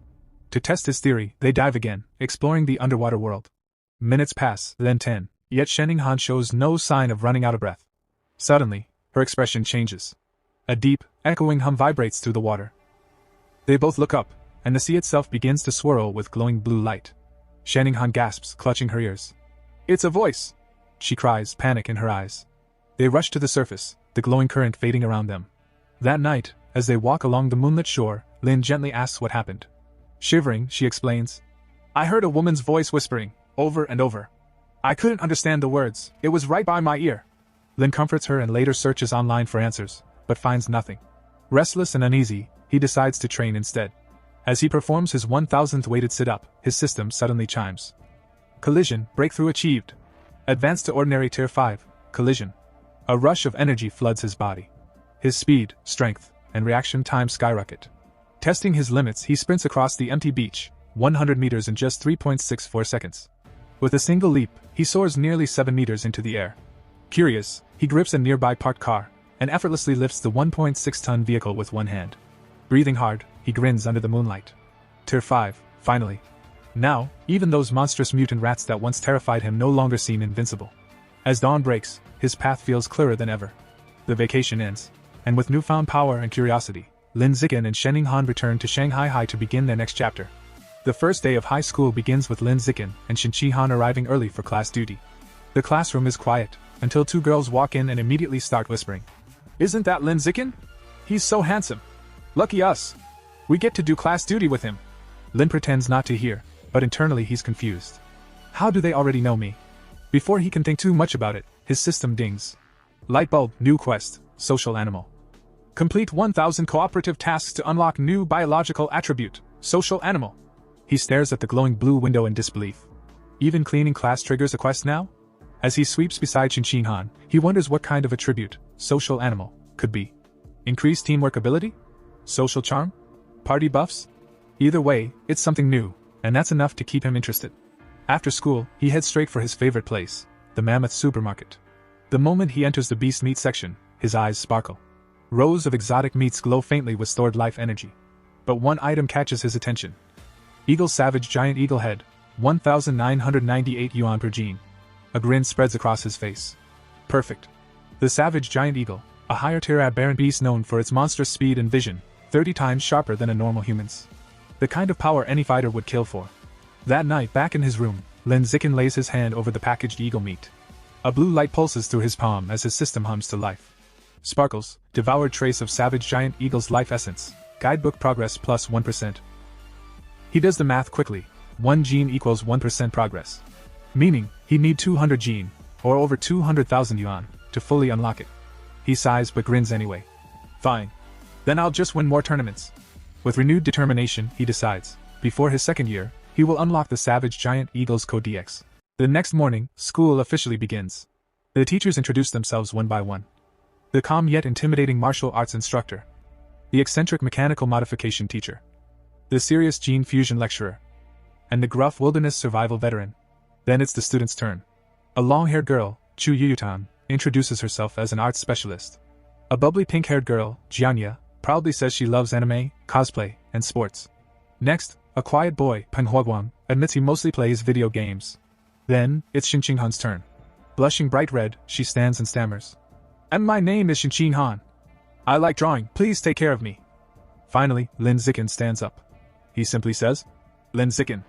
I look forward to working with everyone." Then sits down again. Short. Cool. Mysterious. After class, a brown-haired girl named Chu Rui approaches Xinqinghan. "Hey, what was your entrance exam score?" Xinqinghan smiles nervously. 709. Chu Rui gasps. "That's over 10 points higher than mine. Amazing." Then Chu Rui leans closer. "What about your physical test score?" "I only got 95. Panic flashes across Xinqinghan's face. Mine wasn't that good." Chu Rui keeps guessing. 94? 93? While Xinqinghan shrinks into her seat. Her actual score was 79, barely enough to pass into the elite class. Before she can sink any lower, a sudden thud interrupts them. A hand slams onto the desk. It's Lin Zikin. He leans forward, casually smiling. "Hey, mind if I add you on WeChat?" Chu Rui freezes, then blushes furiously. "Why yes. Of course." Xinqinghan watches in relief as Lin deflects the conversation, silently thanking him for saving her from more embarrassment. Then Lin turns to a boy named Yu. "Let's add each other too." After connecting, he immediately creates a 4-person group chat. Ding! White heavy checkmark, cooperative task +1, progress, 2/1000. He smirks. Easy progress. The 4 start chatting and quickly bond. Yu reveals he's from Menyuan City and ranked 8th in their youth martial arts tournament. Chu Rui proudly mentions her family runs a clothing store chain. Lin and Xinqinghan share their Shanghai backgrounds, and soon the group feels like fast friends. Then Yu grins. "So, who do you think's the strongest in our class?" Chu Rui doesn't hesitate. "Obviously Lin Zikin, he was top scorer in the whole district." Yu's jaw drops. "Wait, seriously?" Lin just chuckles modestly. "Not necessarily. The principal recruited 2 powerhouse transfers from Menyuan City." He points across the room. First, Wang Shuer, a blonde-haired prodigy who can run 100 meters in 7.98 seconds.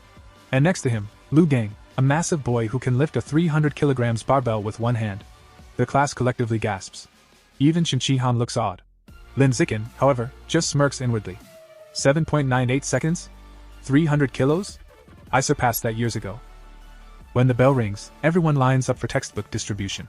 This semester's subjects: martial arts, gene fusion, mechanical modification, wilderness survival.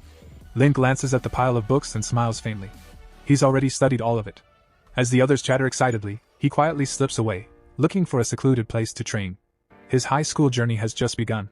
And with his new social animal quest, new friends, and a new beast goal, Lin Zikin is ready to rise higher than ever. Flexed biceps fire. As Lin Zikin trains alone, his thoughts drift toward darker matters.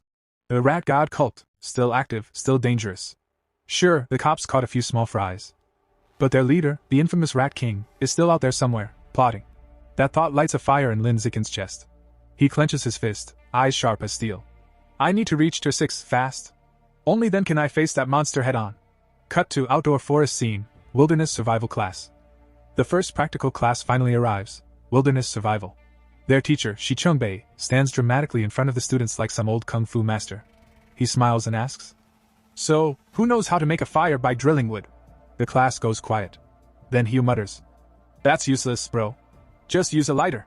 Everyone chuckles, until, out of nowhere, Wang Shi and Lu Gang step forward like they're contestants on Survivor, Shanghai edition.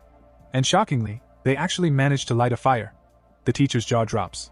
"Impressive. How'd you two learn this?" Lu Gang grins. "Summer camp." Wang Shi smirks. "Tutorials on YouTube." Classic. Then, not to be outdone, Lin Zikin quietly gathers his group, gives a 30-second explanation, and boom, everyone in his group starts fires like pros. The teacher stares. This kid's something else. Cut to martial arts class. Instructor Yao Yuanfeng introduces a new cultivation technique, explaining it with deadly seriousness. But before he even finishes, Wang Shi and Lu Gang jump in again like self-proclaimed experts. "Oh, this one? We already know it." Their demonstration? Let's just say it's more interpretive dance than cultivation. Lin Zikin already mastered this technique ages ago, but he decides to stay quiet and play it cool. No need to flex, yet. Fast forward, montage music. A month passes uneventfully. Classes, training, and a whole lot of humble domination from our boy Lin. But peace never lasts long. Cut to mechanical modification class. Teacher Kayufei bursts into the classroom with energy. Pop quiz everyone! Let's see what you've learned! Groans echo across the room. Then he adds, to make things interesting, I'm offering cash prizes. 888 yuan for first. 666 for second. 333 for third. And instantly, the whole class is wide awake. Lin Zicken's eyes narrow. 888 yuan. That's almost half a gene of savage giant eagle meat. He's locked in. The class dives into the test. Pencils fly. Heads sweat. And right after that, because fate loves chaos, the gene fusion teacher announces another test. With the exact same prize money. Everyone groans in despair. 2 brutal exams in a row. When it's all over, the classroom looks like a post-apocalyptic battlefield. Students slump over their desks, moaning. I thought I'd get 90. I'll be lucky if I pass. One girl sighs. Meanwhile, Wang Shu and Lu Gang? They're chilling like kings. How'd you do? Asks a classmate. Wang Shu smirks. 95 easy. Only tripped on the last question. Lu Gang nods. Same here. 95. He grits his teeth, fists trembling. Oh, I hate these guys. Dramatic drumroll, results time. Teacher Kayufei starts reading scores. Guan Ling, 52. Xin Qihan, 61. She beams with pride. Lin Zicken congratulates her. Hiu, 88. The class cheers, he grins proudly.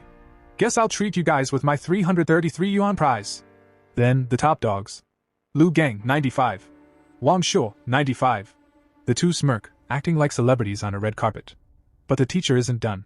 One student got a perfect score. Lin Zicken, 100 points. The room erupts. Hiu's jaw drops. Bro's not human. Even Xin Qihan and Chu Rui are cheering like it's a championship match. Meanwhile, Lin just raises his hand calmly. So when do I get my 888 yuan? The teacher blinks. You really care about the money that much? Yes. Cut to Gene Fusion class results. This time, the Nan Yuan duo stumble. Lu Gang 81. Wang Shu 83. Their egos deflate faster than a pop balloon. Xin Qihan scores an impressive 78, ranking in the top 5. But once again. First place, Lin Zicken, 100 points. Another perfect score. Another 888 yuan. The classroom explodes. Wang Shu and Lu Gang can't take it anymore. This is rigged. No one gets full marks twice. The teacher glares. I wrote every question myself. So unless you're calling me a liar. Dead silence. Hiu and Chu Rui burst out laughing. Disgrace to Nan Yuan. Uncultured and ugly. The class howls. Cut to Wilderness Survival Exam. New day, new battlefield. Teacher Shi Chungbei explains the challenge. Climbing. Swimming. Fire starting. Same prize money. The Nan Yuan duo glare at Lin. This time, we crush him. The whistle blows. Climbing test. Lin scales the wall like Spider-Man. Leaving everyone behind. First place. Again. Tree climbing? Same story. Wang Shu wheezes. I didn't even see his shadow. But while Lin dominates, he notices Xin Qihan struggling, finishing last. He smiles knowingly. Just wait till the swimming test. Next, fire starting. Lin moves like lightning, sparks flying. 58 seconds. Fire achieved. The teacher's jaw drops.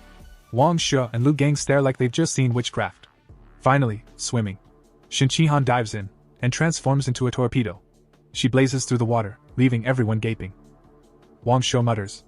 No way. Am I hallucinating? Lunch break, awkward silence. Wang Shu and Lu Gang don't speak. They just stare at their food. It tastes like failure. Afternoon, martial arts exam begins. Instructor Yao Yuanfeng announces.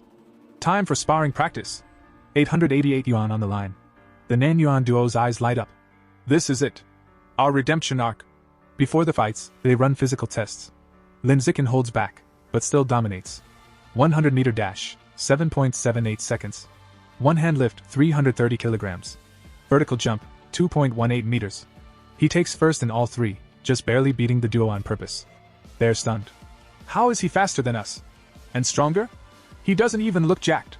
But they shake it off. Fine. Stats mean nothing in real combat. Sparring arena, crowd buzzing. Lin steps into the ring first. No one volunteers to fight him. So the teacher calls up a random student, Louis. The fight lasts 1 second. Bam! Louis out cold. Then another. And another. Lin sweeps the class like he's farming XP. Wang Shu and Lu Gang are pale. He didn't even go all out in the tests. Suddenly, Hugh stands up, pointing at Lu Gang. You! Let's go! Lu Gang grins. I'll end this in 30 seconds. 30 seconds later, he is on the floor, coughing up his lunch. Lu Gang smirks.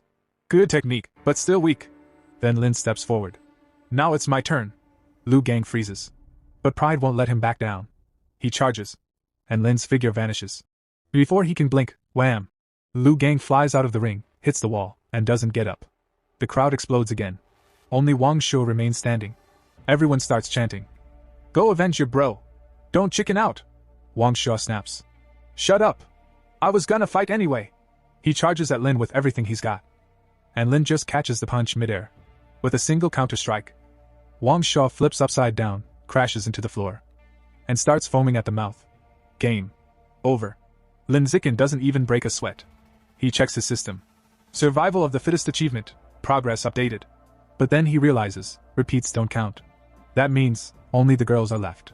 He glances around, wondering if any of them will even dare. And to his surprise, every single one of them raises their hand, smiling. Oh, he says. This might get interesting. A swarm of blushing girls floods the ring, hearts practically floating out of their chests, all itching for a chance to face Lin Zikin. First up, Chu Yutong bravely waves her hand and jumps in, moving faster than you'd expect from a high schooler. She launches a flurry of attacks, but Lin? He's on another level. Dodging effortlessly, leaving afterimages behind, Chu can't even touch him. She lands gracefully, sighing.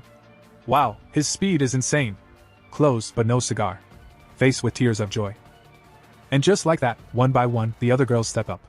Lin Zikin holds back. He's not here to hurt anyone, just to rack up wins and finish his survival of the fittest achievement. Match after match, he easily defeats every girl, all while staying casual. Officially undefeated, but unofficially? He's just getting started. Before he can pout about the lack of tough opponents, the teacher drops a bomb. In 1 month, your class will spar against the strongest regular class in the second year. Be ready! Direct hit. Lin's eyes sparkle. Finally, real competition. Meanwhile, the previously arrogant Lu Gang slinks over, humbled, and admits. Okay. Lin Zikin, you're officially my rival for the next 3 years. Wang Shuyer isn't far behind, grumbling about avenging his humiliation. Lin? He's already counting the cash he's earned from exam prizes, over 3,000 yuan. Beast meat, here he comes. Money with wings. Night falls, and Lin's mind turns practical. He's still short on beast meat. Solution? Web novel hustle. With his celestial root of wisdom, the first chapter practically writes itself. Morning brings a contract from Yuan, Cha-ching. Scroll. Then, horror hits. A news alert, a giant mutant rat, over 5 meters long, attacked a frozen meat facility. One heroic cyborg tried to stop it, got bitten in half. Explosions ensued, rat obliterated. Lin stares at the photo in disbelief. Shanghai has monsters, and he now realizes the city is crawling with potential nightmares. Face screaming in fear. Fast forward to the sparring day against the second-year elite class. Gym packed, excitement high. Teacher Yao Yuanfang calls a strategy huddle. Their class is stronger overall. Finish fights fast. And Lin? He rushes to the ring, eager to crush as many opponents as possible. First opponent, a tall blonde girl. She instantly complains, pointing at Lin. Why me first? I'm the weakest. Chaos ensues as teacher Yao angrily confronts the opposing teacher. Lin is told to step down. He reluctantly complies. Cue Shanning-han, nervously volunteering as the weakest link. The blonde girl swings hard. Shanning-han blocks. Outmatched? Totally. But she survives, strategically, draining the blonde's stamina.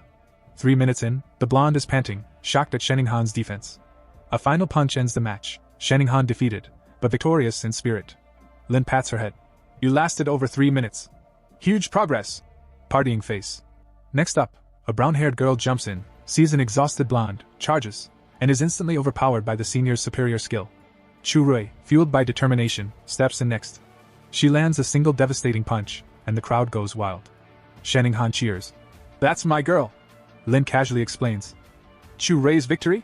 Easy. She just benefited from Han draining the stamina first. 2 hours in, the elite class evens the score. Teacher Yao smirks at second-year teacher brother Fun. 4 fighters left. Real showdown begins now. Q Haiyu, cracking his knuckles like a cinematic anime protagonist. Dramatic stance, fists thirsty for battle, and then proceeds to obliterate his opponent with a swift kick. Purple-haired senior? Too slow. Haiyu dodges, counters, and knocks him out. Crowd goes wild, Chu Rui and Shanning-han cheering louder than ever. Haiyu keeps streaking, defeating 5 in a row before fatigue finally hits, defeated by the 6th. Face with steam from nose. Next, Wang Shuyer, the Nanwan duo's hope. He goes all out, demolishing 10 opponents in a flurry. Exhaustion eventually catches him on the 11th. Then Lu Gang, cool and confident, dispatches 2 more opponents in record time. Only one left, Wang Jinhee, a mountain of a student, fat and towering. Lu Gang laughs. I got this. Punches, nothing. Solid rubber belly vibes. Rapid attacks? Absorbed. Lu Gang is gasping, beaten by sheer size and resilience. Wang Jinhee casually lifts him, hurls him out of the ring. Elite class now down to 1 fighter, Lin Zikin. Teacher Yao exhales, unsure, but encourages Lin. Do your best. Experience matters. Lin just smiles. Don't worry, I've got this. Smirking face. The stage is set. The final battle of the day. Gym practically shaking. Stakes sky high. And Lin Zikin? Calm, collected, ready to sweep everyone and continue his achievement grind. Lin Zikin steps into the ring like a calm storm, and Wang Jinhee towers over him, or at least he thinks he does. The massive guy eyeballs Lin and scoffs. This weak-looking kid? My class's final ace? From the sidelines, Sheninghan, Chu Rui, and the girls aren't having it. They start chanting, heckling him with arrogant fatty and teach the dead pig a lesson. Pig-face collision. Annoyed by the taunts, Wang Jinhee decides to be generous. Like, ridiculously generous. He offers Lin a handicap. I'll just stand here and let you hit me 10 times. Go ahead, don't complain later that I was bullying a smaller opponent. Lin Zikin's eyes light up. 10 free hits? Don't mind if I do.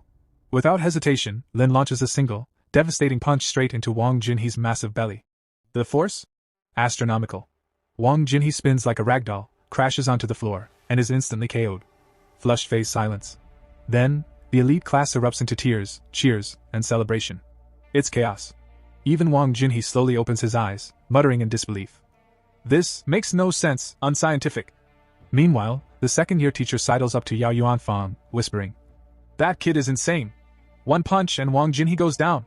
Reminds me of Wyan. Yao laughs. Strong, yes, but Lin Zikin isn't Wyanching level yet. That guy terrorized the principal as a first year. Lin, curious, steps over. Who's Wyan? Cue the legend recap. Yao excitedly explains, Wyanching, a first-year prodigy from a few years back, demolished the entire third-year elite class. Stats?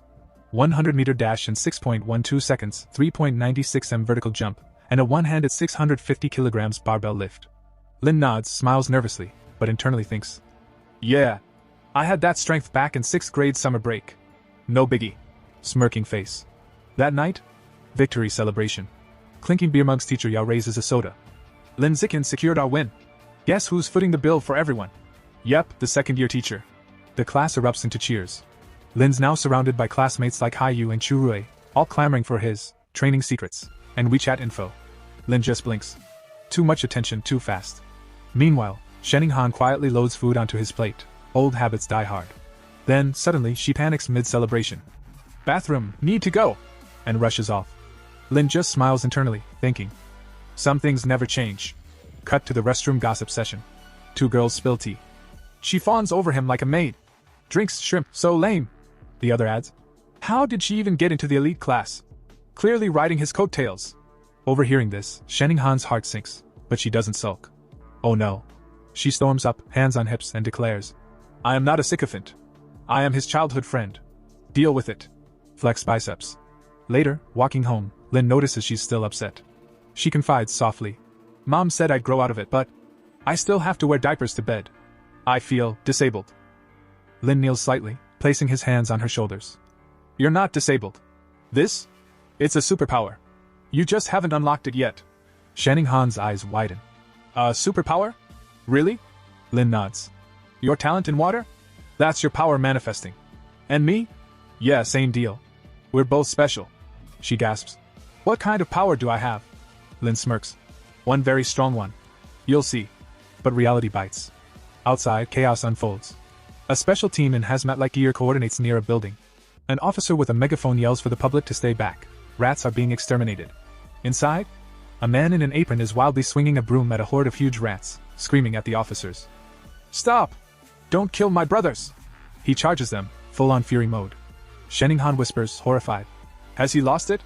Lin shrugs, grim. Maybe, but some people are just like that. Pathetic yet tragic. They agree it's time to head home, because sometimes, reality is just too wild to watch. Later that night, Lin Zikin is chilling at home with his parents, only to have the evening vibes completely ruined by the news.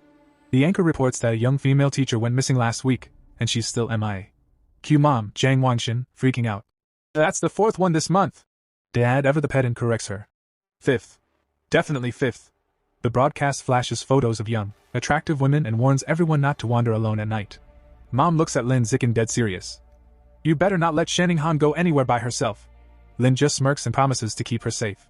Meanwhile, over at the Shanghai Public Security Office, the dude from the market, remember the one freaking out over rats, has been arrested. The cops are chatting with the doctor, wondering if he's mentally ill. The doctor shrugs. Not sure, he won't talk. Which is weird because earlier at the market he was screaming like he was auditioning for a horror movie. Suddenly, both the officer and the doctor do a double take. The man starts mutating. His body twists, grows, and warps, and boom! In front of their eyes, he becomes a giant, terrifying, aberrant rat. Cue the horror music. Rat face screaming in fear. The officer screams into his radio like it's the end of the world. Send the cyborgs. Now! They open fire, but bullets barely tickle the beast. To make matters worse, the female officer reports. All cyborgs are on other missions. Director grimly adds. Back up? 10 minutes away, and our ammo won't last that long. Plan B, lure it to the suburbs. The cops hop into a van, speeding through the city streets while the rat beast leaps between buildings like it's playing parkour. The van flips, crashes, chaos ensues, and the female officer hangs upside down, thinking, well, that went poorly. Just when it looks hopeless, enter the purple-haired cyborg. She hovers, locks on, and rains down purple missiles like it's an anime finale. The monster? Toast. Fire. Fast forward to 3 a.m., and Lin Zichen is not training. He's writing. Yep, our boy is a web novel author now, cranking out words like a machine. In just over half a month, he's almost at 200,000 words, and has already made over 10,000 yuan in pre-launch earnings. Cash money. But he can't resist training. In a deserted alley, he tests his sprint. 3.43 seconds for 100 meters. Vertical jump 7.22 meters. He's basically becoming a saintly body. But then, no. He turns to see a grotesque rat-like humanoid, a mouse man, chomping on a human arm. And it talks. Yep, it begs for its life, promising annual respects once it's full. Lin Zicken, ever the realist, realizes this is probably connected to the mutant rat from the news. The mouseman panics, thinking Lin is dinner. It lunges like a pinball on steroids. Lin Zicken? Calm. He meets it head-on with a devastating kick. The mouseman flies across the alley, clutching its chest, stunned at how a weak-looking student could pack such a punch. Before it can recover, Lin grabs rocks like he's in an action movie and unleashes a frenzy of precise throws. The mouseman doesn't stand a chance. Moments later, the alley is quiet. The creature, obliterated into a steaming pile of bones. Lin touches the remains, and blue energy surges into him. System notification, plus 7% progress toward his codec achievement. Not bad, but he's still a bit salty. It wasn't 5% like last time. Moments later, the purple-haired cyborg arrives, hovering over the bone pile, muttering, "Who the heck killed this thing?" Meanwhile, in a shadowy building, things get seriously creepy. A hooded cultist drags an unconscious woman to a glowing red summoning circle. He's about to offer her to the Lord Rat God, who is apparently very hungry and not impressed with tiny human portions. The cultist tries to explain, but the rat god isn't having it. It demands bigger prey, or even young men if women are scarce. Then, a bloody chunk of meat lands in front of the cultist. He gobbles it like it's fine dining, muttering thanks to the Lord Rat God. Suddenly, massive red tentacles shoot out, lift the girl into the air, and the multi-eyed rat god eats her whole. Crunch, chew, gulp. The cultist probably wishes he had a backup plan.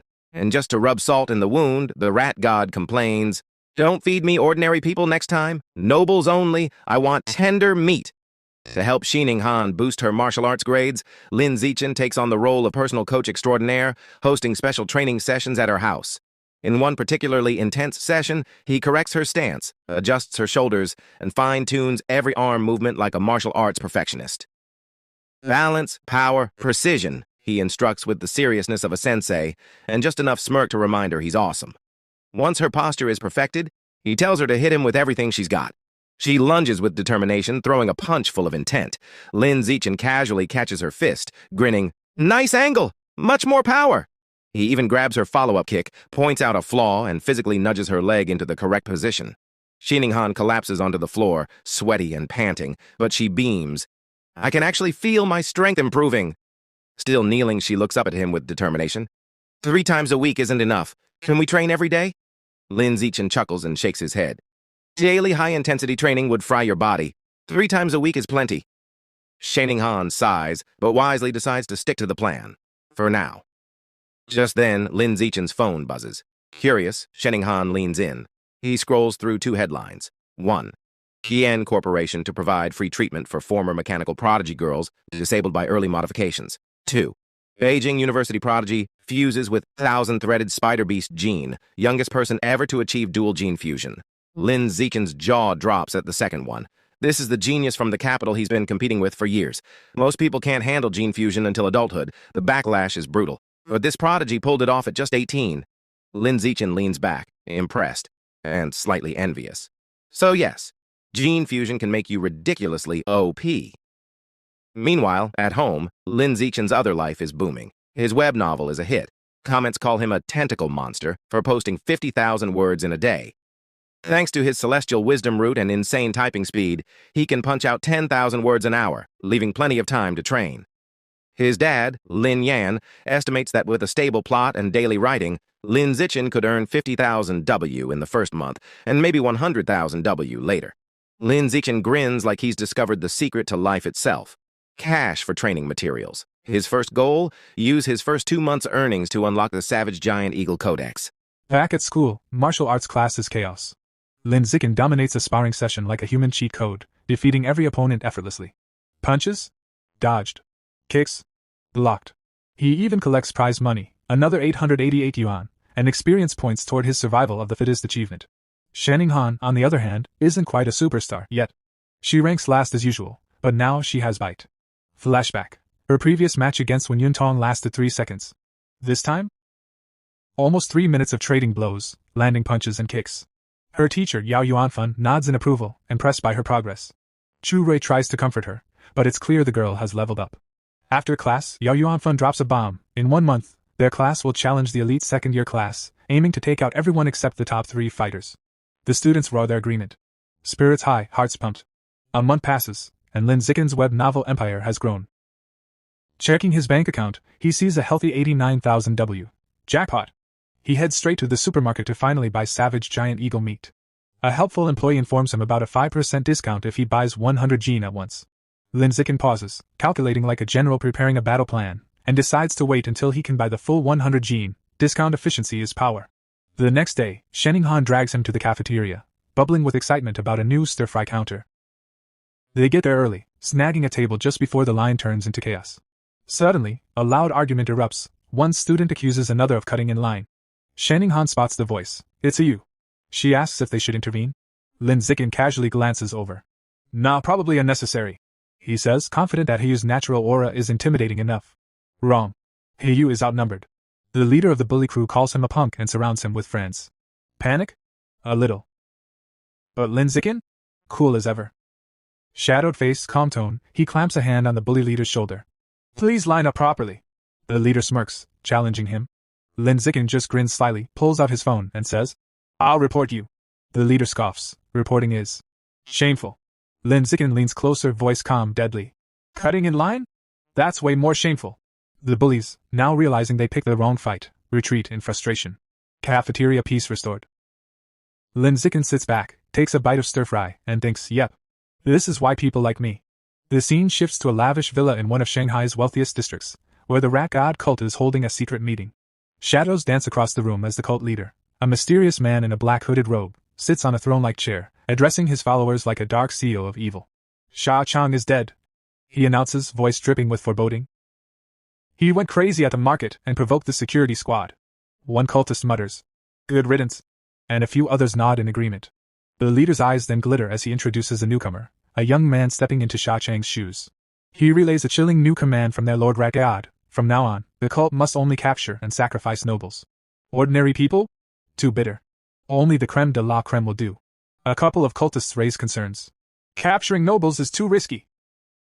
One missing rich kid, and the authorities will come down on us. The leader, unfazed, suggests starting with the sons of wealthy but powerless merchants, high value, low risk. Then, turning to the newcomer, he says, You're new. Don't go after nobles yet. Just capture a handsome young man as a practice sacrifice for one of our subordinates. The newcomer's hood hides his face, but his grin is unmistakable. I won't just capture any handsome man. I'll offer the most handsome man in the entire city to the divine child, he declares, exuding eerie confidence. Meanwhile, back at school, Haiyu is still stewing over the cafeteria incident.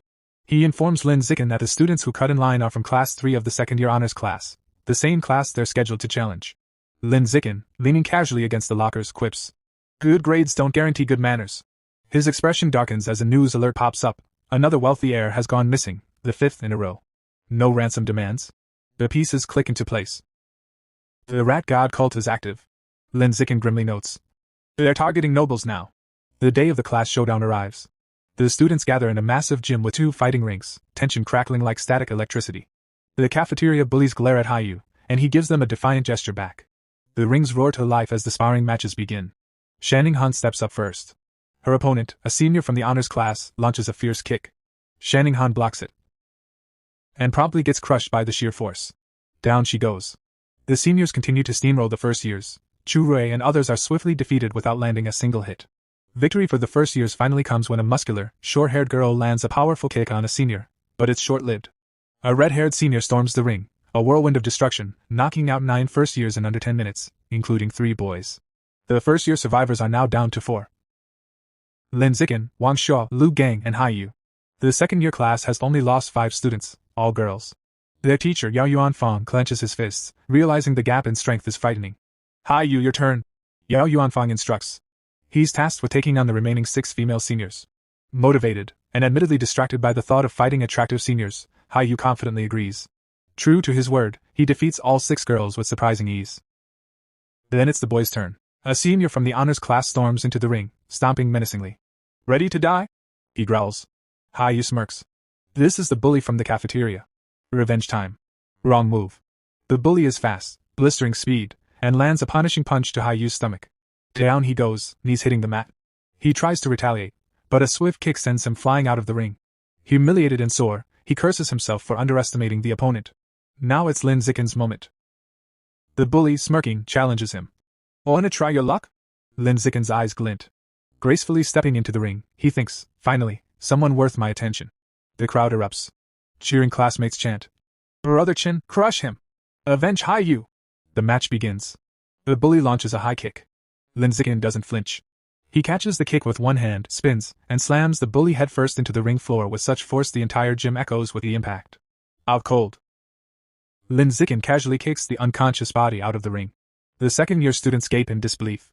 He's one of our top 5 strongest fighters, murmurs one. The others are speechless. Could a mere junior really be this powerful? Watching from the sidelines, Yao Yuanfang notes, Lin Zicken is hiding a massive amount of strength. Lu Gang and Wang Shuo exchange terrified glances. Is he even human? Lin Zicken calmly turns to the remaining male students. Who's next? Their faces twist in sheer panic. Over the next 30 minutes, he defeats all 29 remaining second-year students with unmatched precision and efficiency. Standing over the final opponent, Lin Zicken reflects on his progress. A system notification pops up. Opponents eliminated, 19/1000. He frowns. 19 out of 1,000? Slow, far too slow. In that moment, Lin Zicken makes a bold decision. His strength has surpassed the high school level. Rules? Who needs them? From now on, he makes the rules. It was Monday morning at Shanghai High, and the principal's office was rocked by a gasp so loud it could have shattered glass. Inside, the principal stared at Lin Zicken like she had just seen a unicorn lifting weights. Wait, you actually want to hold a personal challenge match, with rewards? She asked, blinking rapidly. Lin Zicken, ever the fearless first year, nodded. Not just a match, he said boldly. I want to challenge the entire school. The principal pressed a hand to her forehead. You're serious? A first year. Challenging everyone? Absolutely. Lin Zicken replied, grinning. Come to the gym. I'll show you I have the strength for this. Later, the two of them arrived at the empty gym. The principal crossed her arms, skeptical. Why bring me here so late? She asked. Lin Zicken casually removed his school jacket, revealing a muscular build that could double as a bodybuilder's poster. He smirked. I'm here to show you my true power. The principal's face went beet red. She misread his meaning and tried to stop him. Wait. But Lin Zicken strode over to a massive 700 kilograms barbell. With one hand, he lifted it effortlessly, holding it aloft like it was a feather. The principal froze. Her jaw practically hit the floor. This isn't just showing power. This is absurd. Unreal. Unthinkable. It finally clicked. Lin Zicken's strength already surpasses Yanqing, the school's legendary prodigy from years past. Completely convinced, she gave a small, incredulous thumbs up. Fine, she muttered. We'll arrange a challenge for the entire school. Lin Zicken grinned cheekily. Perfect. But let's make sure there are rewards. Otherwise, nobody will bother challenging me. He outlined his plan: 2 types of prizes. A small participation prize to entice everyone, and a massive cumulative prize pool that grows with each challenger. Anyone who defeats him wins the entire pool. But if no one succeeds in the time limit, all the money is his. Lin Zikin added one final request: keep my true strength secret for now, otherwise the students would be too terrified to even show up. She playfully patted his shoulder and nodded. Later, she showed him the finalized plan. Perfect, he said, bowing slightly. Just then, teachers Yao Yuanfang and Lu Duran walked by. They stopped in their tracks, stunned. The principal, usually a fearsome, scolding she-devil, was smiling at Lin Zikin like he'd just given her free ice cream. Yao Yuanfang's mind scrambled. What is going on? By 2 p.m., the gym was packed. 2 large fighting rings stood in the center, surrounded by a buzzing student body.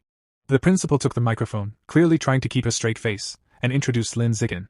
She detailed his recent victories and explained the rules and prizes for his personal challenge against the entire school. Pandemonium erupted. Students shouted, laughed, and mocked the audacity of a first-year daring to challenge everyone. The principal must be insane, someone yelled. He beat the second years, so what? Third years will crush him, another argued. Lin Zikin, standing calmly in the middle of the chaos, announced. Starting tomorrow, I'll be in the gym every afternoon for 2 hours. Anyone is welcome to challenge me. Internally, he was quietly thrilled. The more angry and motivated the students, the better. Perfect for my survival of the fittest quest. Meanwhile, the scene shifted to a bustling Shanghai street at night. A young blonde man strolled alone, sipping a drink like he owned the sidewalk. 2 attractive women stepped in front of him, inviting him to a bar. He glared. Get lost, he said bluntly. They muttered, no charm at all, and walked away. The blonde man shook his head, muttering, Shanghai City, you really are pathetic sometimes. He wasn't just any guy. He was a new recruit in the rat god cult, struggling with his first mission. After days of searching, he hadn't found a single man handsome enough to be a worthy sacrifice. Anxiety gnawed at him as he imagined his cult leader's disappointment. Failure would mean ostracism, or worse. He had even considered kidnapping a male celebrity, but they were too heavily guarded. Just as despair began to settle in, Lin Zikin ran past him, wearing a tank top and shorts. The cultist froze mid-step. His eyes widened. Finally, the perfect man. Relief and twisted excitement washed over him. He had found his target without even trying. A sinister grin spread across his face, black eyes gleaming in the night.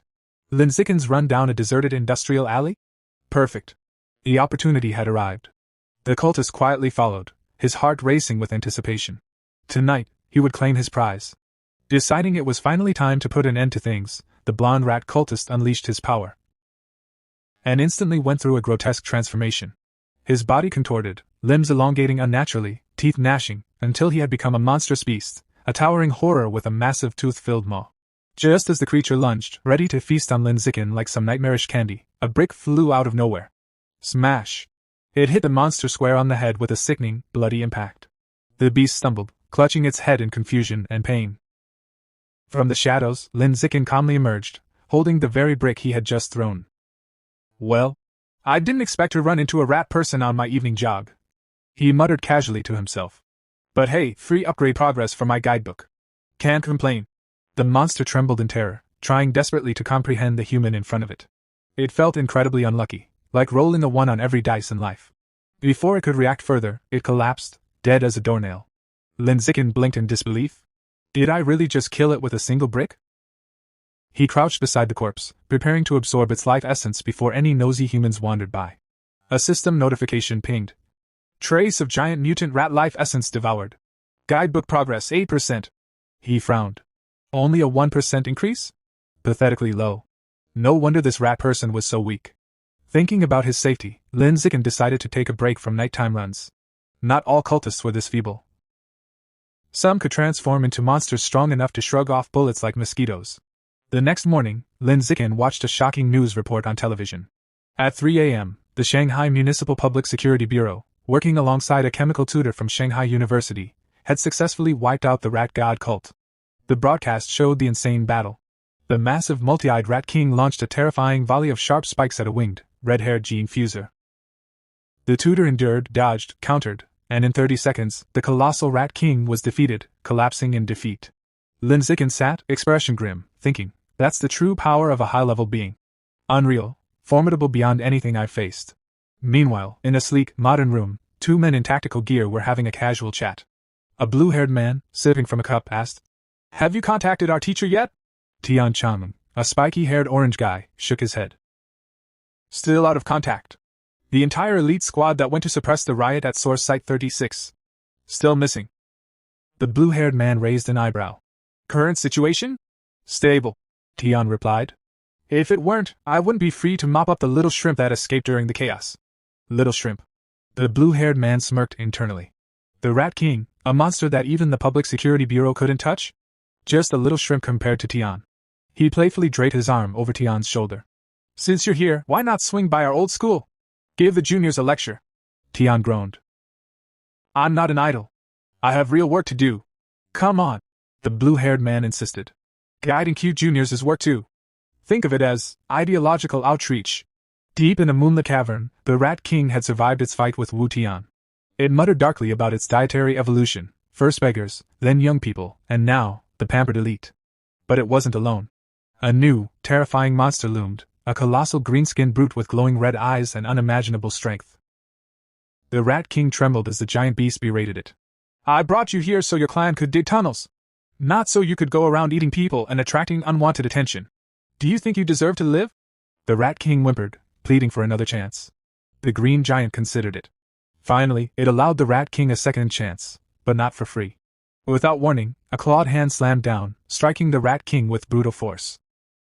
Blood sprayed, filling the cavern in a horrifying spectacle.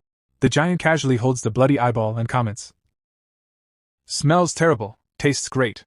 Yes. This monster has food reviews." He then reveals the bigger twist. The Rat King that fought earlier? A decoy. The real one had been hiding all along. Clever, but not clever enough. Final warning delivered. Fail again, and you die. Meanwhile, back at Shanghai High. The tone flips from horror movie to school battle festival. It's the day of Lin Zicken's personal challenge. As he walks to the gym, students whisper like he's a celebrity mixed with a lunatic. "That's the first year who challenged the whole school. Is he insane or confident?" Probably both. But Lin Zicken isn't listening. He's on his phone, looking at wanted posters. 9 fugitives. 500,000 reward each. To him? Not criminals. Walking piggy banks. Then his practical side kicks in. Stay alive first. Money later. Smart protagonist energy activated. He enters the gym. Packed. Overflowing.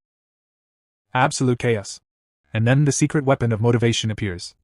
Shin Xinghan with a megaphone. "Every participant gets a lottery ticket." The boys cheer. "Game consoles. Smartphones. Dreams." One brave boy steps forward, only to be used as a stepping stone by a girl who literally jumps on his head to volunteer first. And suddenly, female student stampede. The ring floods with girls. But instead of fighting, they start admiring. "Your arms are so strong. Your face is so handsome. Is this a challenge or a fan meeting?" Lin Zicken's internal monologue. This was not in the plan. Reluctant but determined, he gently pushes them back. One by one. Then all at once. Energy wave. Ring cleared. Apologies included. System notification. Survival of the fittest, 309/1000. Progress achieved through accidental popularity. Next wave, the boys. A muscular student steps forward, cracking his knuckles like thunder. "Now it's my turn." One punch later. He's asleep. Opponent after opponent falls like dominoes in a windstorm. System climbs to 419/1000. Soon Lin Zicken stands atop a literal mountain of unconscious students. Calmly asks, "Who's next?" The crowd parts. A new challenger enters. Yan Xiaoan, second-year overlord. Whispers spread. "He once defeated a whole class alone. He's legendary. He got humbled by a teacher once, but still legendary." Yan lands dramatically and begins a motivational speech. "There is always someone stronger." Lin Zicken turns to the referee. "Can we start?" Match begins. Yan continues talking. Kick. He flies across the ring like a human comet and embeds into the wall. Lin casually cleans his ear. Finally, silence. The gym falls into stunned quiet. Reality.exe has stopped responding. Then, clap. Clap. Clap. Slow. Deliberate. Heavy footsteps approach. A muscular student with spiky red hair walks through the crowd. No shouting. No bragging. Just presence. And everyone instantly knows. The real fight is about to begin. The crowd freezes for half a second, and then erupts. They've recognized him. Chen Wuking, the undisputed #1 student in the entire school. Cheers explode across the gym like fireworks. Everyone instantly assumes. All right. Now the real show begins. Across the ring, Lin Zikin watches him approach and casually thinks. Ah, classic. Beat the younger ones, and the elder boss shows up. Chen Wuking lands inside the ring with a confident smirk, arms crossed. I never expected Yen Xiaoquan to lose to a junior. He prepares to launch into what is clearly going to be a long motivational speech. But Lin Zikin turns to the referee and calmly asks, Can we start? Chen hasn't even finished inhaling. The teacher, slightly panicked, starts the match anyway. Instant disrespect. Maximum efficiency. Enraged, Chen Wuking charges forward, blue aura blazing around him like a superpowered comet. It seems I'll have to beat you before you listen. Lin Zikin steps forward, his own fist glowing with a golden aura. Boom! Their punches collide. A shockwave blasts across the arena. Dust rises. Hair flutters. Several students almost reconsider their life choices. Chen tries to speak, almost apologetic. But Lin Zikin simply says, I'm in a hurry. One punch. Chen Wuking flies backward. Shirt torn. Eyes wide. Face frozen in pure disbelief. The strongest student in the school. Instantly defeated. The entire gym goes silent. Not quiet.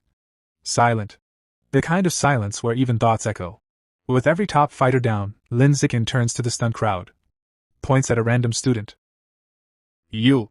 Get in the ring. The boy looks behind him. Me? Yes. You. The student nervously asks him to go easy. Lin Zikin smiles and reminds him. You'll get a lottery ticket. Motivation level, maximum. The boy charges in. One punch later, sleep mode activated. System notification. Survival of the fittest +1. And just like that, the entire student body realizes something important. There is no shame in losing, if prizes are involved. A tidal wave of enthusiasm sweeps the gym. Students rush the ring for smartphones, consoles, and pure gambling hope.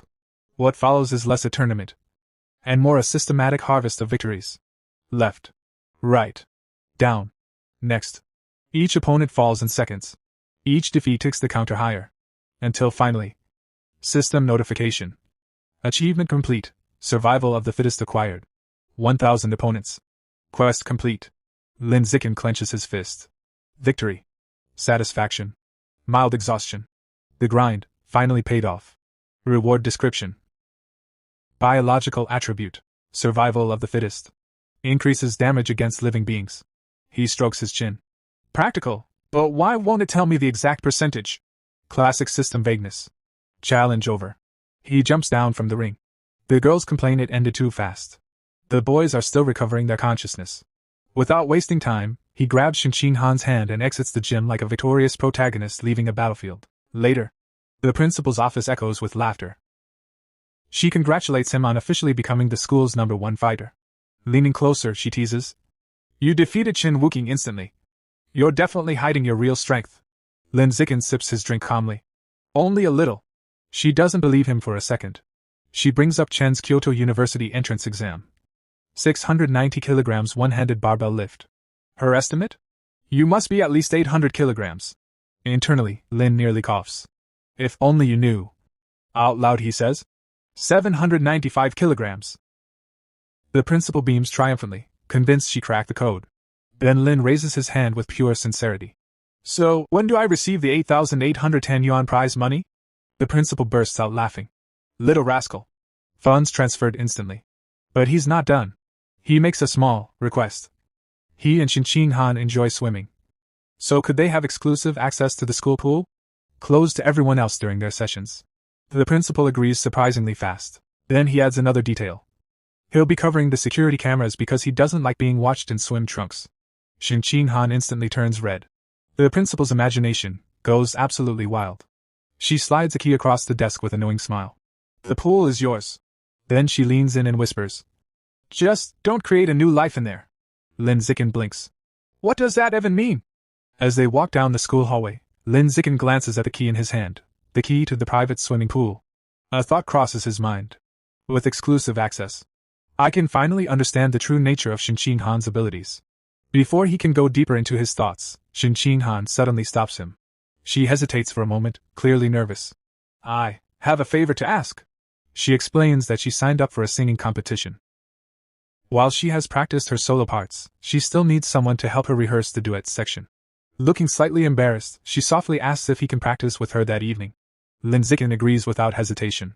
Her face instantly lights up. She pumps her fist in excitement, and happily skips away down the hallway. Lin Zikin watches her leave, a faint smile forming.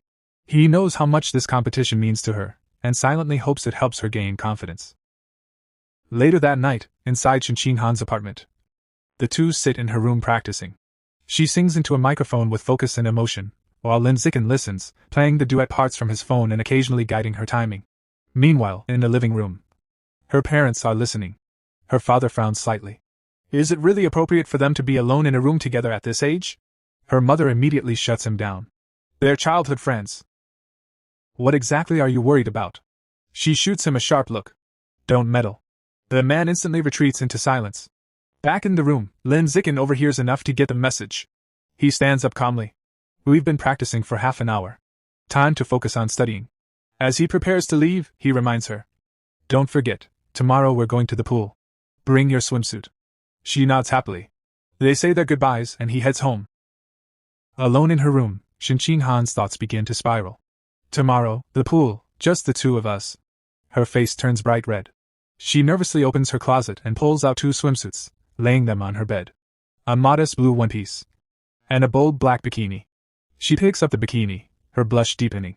Isn't this too revealing? Her imagination runs wild. A playful scene of splashing water, laughter, being close to him. She freezes. Then shakes her head. It's just him. It should be fine. With sudden determination, she stuffs the bikini into her school bag. The next day after school, the gym's swimming pool is completely empty.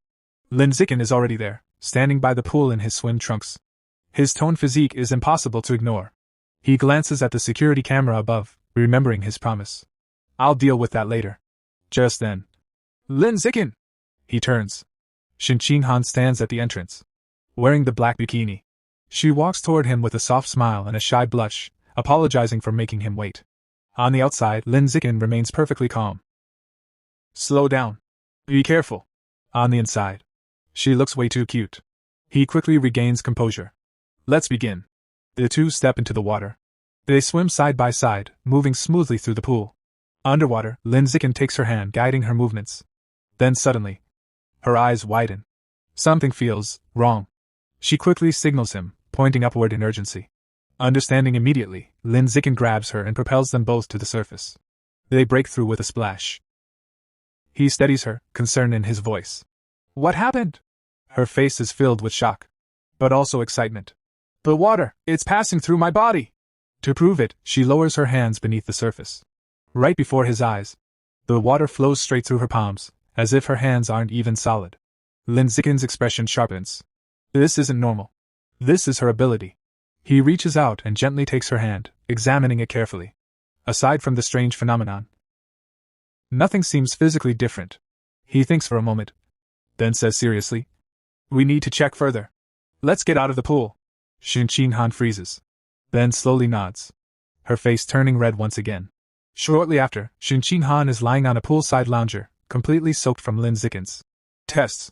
As he pours water over her again, she pouts slightly and asks how much longer this examination is going to take. After checking multiple times, Lin Zikin finally straightens up and concludes there are no other abnormalities. Helping her sit up, he calmly explains that for now, it seems only her hands have this strange ability. She nods, processing it. Sitting at the edge of the pool, Shinqing Han hesitates before asking something personal. Could her lifelong bedwetting problem be related to this power? Maybe another part of her body also lets water pass through. Lin Zikin pauses, then admits it's possible. He tells her that next time she feels the urge, she should pay attention and inform him. Then, realizing how that sounded, he awkwardly adds that she should check if any other part of her body feels like her palms. Immediately, he regrets it. That sounded way too suspicious. But Shinqing Han doesn't take it that way at all. Instead, her face lights up with excitement. She clenches her fists and declares that this means she isn't useless, she's a superpower user. A water-type ability. Her eyes shine with determination as she thinks. If she can fully develop this power, maybe she can finally stand beside Lin Zikin as an equal. That night, the story shifts to a neon-lit city filled with towering buildings and glowing holographic ads. Lin Zikin walks into a supermarket, where a friendly clerk greets him. Without hesitation, he walks to the counter, slides his card forward, and makes a shocking request: 100 gene of savage giant eagle meat. The clerk freezes. That's an absurdly expensive order. Still, she nervously processes the payment and takes down the delivery address. As Lin Zikin leaves, she watches him in disbelief, wondering which rich young master just casually spent that much money. Later, in a deserted industrial area, the delivery arrives. Lin Zikin looks at the massive box and reflects on his finances. With 120,000 yuan earned from his web novel, his total funds now stand at 210,000. More than enough. He places his hand on the beast meat. Instantly, a violent surge of white energy erupts around him. A system notification appears. He is devouring the savage giant eagle's life source. The codex progress hits 100%. Then comes the vision. A majestic white eagle soaring across the sky, diving into the ocean, hunting a massive purple squid with terrifying precision. As the vision fades, Lin Zikin stands surrounded by glowing blue light. Another notification appears. He has unlocked the savage giant eagle codex. New ability acquired, Eye of the Sky. His vision sharpens instantly. His eyes glow gold, pupils transforming into eagle-like patterns. The world changes. His field of view expands dramatically, giving him a near bird's-eye perspective of the entire city. He zooms in effortlessly, locking onto a single person in a crowd, even reading text on a phone from an impossible distance. Lin Zikin smirks. So this is the vision of an apex predator. Later, he returns home. Inside, his parents are watching a disturbing news report. A high-level gene fuser has mutated in public, causing massive destruction. The footage shows a horrifying winged monster lifting a truck, surrounded by chaos and casualties. The broadcast cuts to a heated debate. One man argues that gene fusion is flawed, that humans should evolve naturally. Another immediately shuts him down, calling it fantasy and pointing out that without gene fusers, humanity wouldn't stand a chance against aberrant beasts. Lin Zikin watches silently. His father sighs, calling gene fusers uncontrollable bombs. His mother disagrees, explaining that regulations are strict and such incidents are rare. But she adds something more concerning: gene fusers often lose the ability to have children. His father nods seriously, suggesting it's better to have children before undergoing fusion. Then suddenly, they realize Lin Zikin is standing there. Awkward silence. His mother quickly changes tone, greeting him with a slightly embarrassed smile. Seeing the situation, Lin Zikin calmly suggests they have dinner. During the meal, he casually mentions that the school will hold a singing competition tomorrow, and Shinqing Han is participating. His parents instantly light up. His father declares they must all go support her. His mother eagerly agrees, saying Shinqing Han is like a daughter to her. Lin Zikin simply nods, a faint smile on his face. The night of the competition had finally arrived, and it was huge. Bright lights flooded the stage, the crowd buzzed with excitement, and the entire venue felt electric. This wasn't just a school event anymore, it was a full-blown spectacle. And in the audience? Lin Yangxing and Zhang Wangshan were going all out. Wearing headbands, waving a glowing sign, and cheering like absolute fanboys for Shinqing Han. Faced with tears of joy meanwhile, backstage in an empty classroom, Lin Zikin was helping Shinqing Han get ready. Not just helping, he was casually showing off pro-level makeup skills. When she opened her eyes, she froze, because he was staring at her. Blushing instantly, she asked, "Why are you looking at me like that?" Lin Zikin just smiled and said, "You look beautiful." Boom. Direct hit. Shinqing Han turned completely red. But of course, right when things got soft and romantic, Chu Rui popped in like, "Oh? Are you two done flirting yet?" Smirking face, Shinqing Han panicked and started explaining it wasn't like that, but Chu Rui wasn't buying it. She teased them for acting like an old married couple, then casually reminded them they were up after the next two performers before leaving. Now the mood shifted. Lin Zikin said he'd walk her over, but she didn't move. She sat there trembling.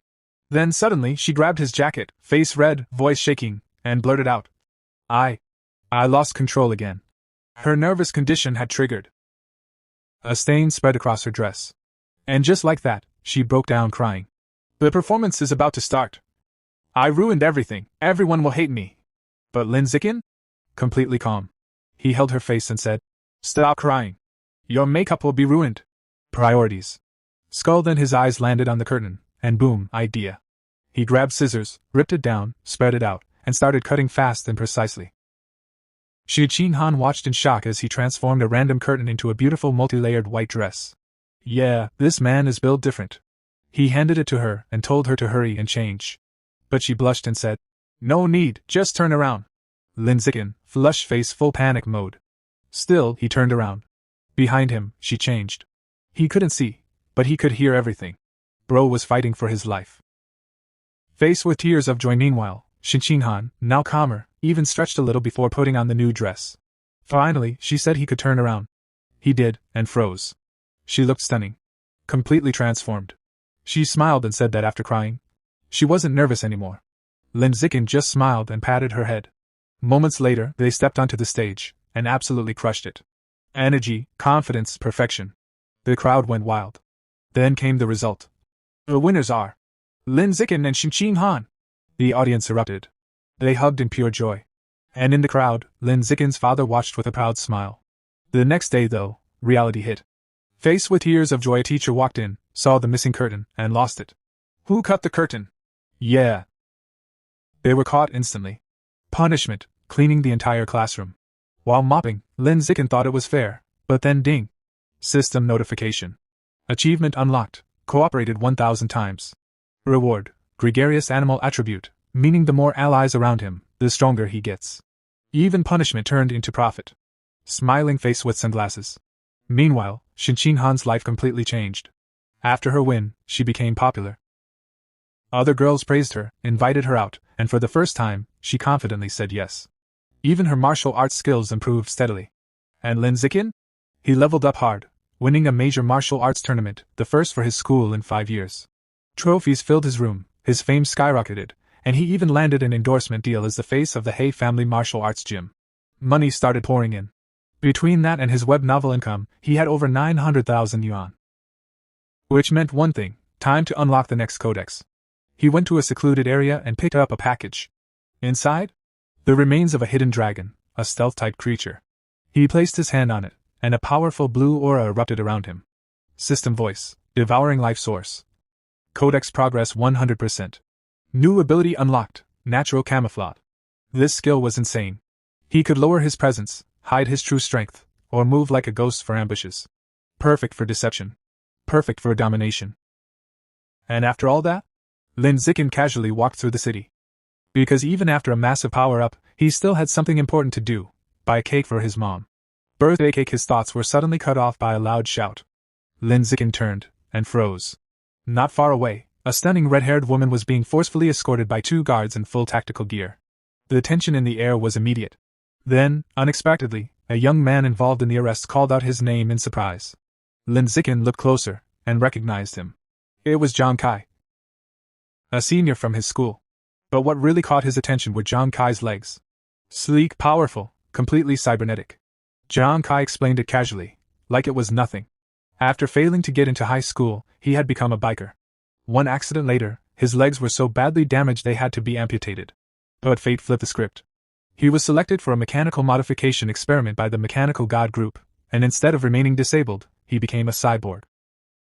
Lin Zikin was intrigued, but his gaze shifted back to the woman. Who is she? He asked. One of the guards answered coldly. She was a remnant of the Rat God cult, the only female among 9 fugitives. Before Lin Zikin could ask more, Zhang Kai was called away. He waved with a grin, saying they'd talk later, and hurried off. Lin Zikin waved back, but his expression slowly turned serious. Something didn't add up. The public security department had searched everywhere and found nothing. Yet the Mechanical God Group captured one so easily? Yeah, that group was dangerous. Not to be underestimated. His thoughts were interrupted again, this time by his phone. His mother, Jiang Wangxin. She asked if he bought the cake and when he'd be home. He replied he was already on his way. She reminded him to be careful. That night, the atmosphere completely changed. It was a celebration. Since his and Xinqinghan's birthdays were only a day apart, both families always celebrated together. Laughter filled the room as everyone sang happy birthday. Turning 18, the two stood side by side and blew out the candles together. Their mother smiled warmly and told them to exchange gifts. Everything felt perfect, until suddenly, the ground began to shake violently. The room trembled. People stumbled. Someone shouted, "Is it an earthquake?" Lin Zikin instantly grabbed Xinqinghan to steady her, but something felt off. This wasn't normal. This wasn't just an earthquake. Something was wrong. Terribly wrong. Deep beneath the city, the truth was revealed. A massive underground cavern, filled with an endless swarm of rats. Countless glowing red eyes flickered in the darkness as the horde surged upward like a living nightmare. The next morning, the news brushed it off. A TV anchor calmly explained that Shanghai wasn't located on a tectonic plate boundary, so a major earthquake was unlikely. Citizens were told not to panic. At breakfast, Lin Zikin finished eating and said he was heading to school. His father reminded him to be careful. Outside, Shenning-han was already waiting. She smiled brightly and asked if they could walk together. Of course, he agreed. As they walked, she happily mentioned that now they were officially adults after turning 18. Lin Zikin added that the college entrance exams were approaching. That immediately made her nervous. Just thinking about it was enough. Time passed, and eventually, Lin Zikin saved enough money to unlock another codex. This time, he targeted the Void Crocodile. As he activated the process, a powerful purple energy spiraled around him. System notification: devouring life source, progress 100%. A vision flashed before his eyes. A massive crocodilian beast with fish-like fins, swimming desperately as it tried to escape the savage giant eagle. Then, another notification. Codex unlocked. New ability acquired, danger perception. The system explained it clearly. He could now sense hostility from nearby creatures and even estimate their biological level. In simple terms, no more surprise attacks. To test it, he went to a crowded shopping mall. As he walked through the crowd, his perception activated. Instantly, he could see everyone's strength. Most people were only ordinary tier 1 or 2, normal civilians. While browsing a supermarket, he started planning his next codex target. That's when he saw it: life and death toad meat. His eyes lit up. If absorbed, it could grant regeneration or healing abilities. But then he saw the price. 100,000 per gene. Yeah, nope. Even with his web novel income, he couldn't afford that regularly. His expression hardened. If he wanted to keep growing stronger, he needed more money, and fast. The scene shifted to the Nanjiang Provincial Education Department. Inside a high-level office sat Mo Dongji, a striking woman with light purple hair and antler-like horns. Vice Principal of Shanghai University and Minister of Education for the province. She calmly listened as a subordinate finished his report on the province's education system. Taking a sip of her drink, she thanked him before asking about something else. Origin Site number 36. Her assistant replied with relief. It had finally stabilized. If it hadn't, the entire province could have been in danger. With nothing more to discuss, she dismissed him. Left alone, Mo Dongji stood by the window, staring at her reflection against the backdrop of a tropical beach view. She murmured to herself, it had been many years since she last accepted a disciple.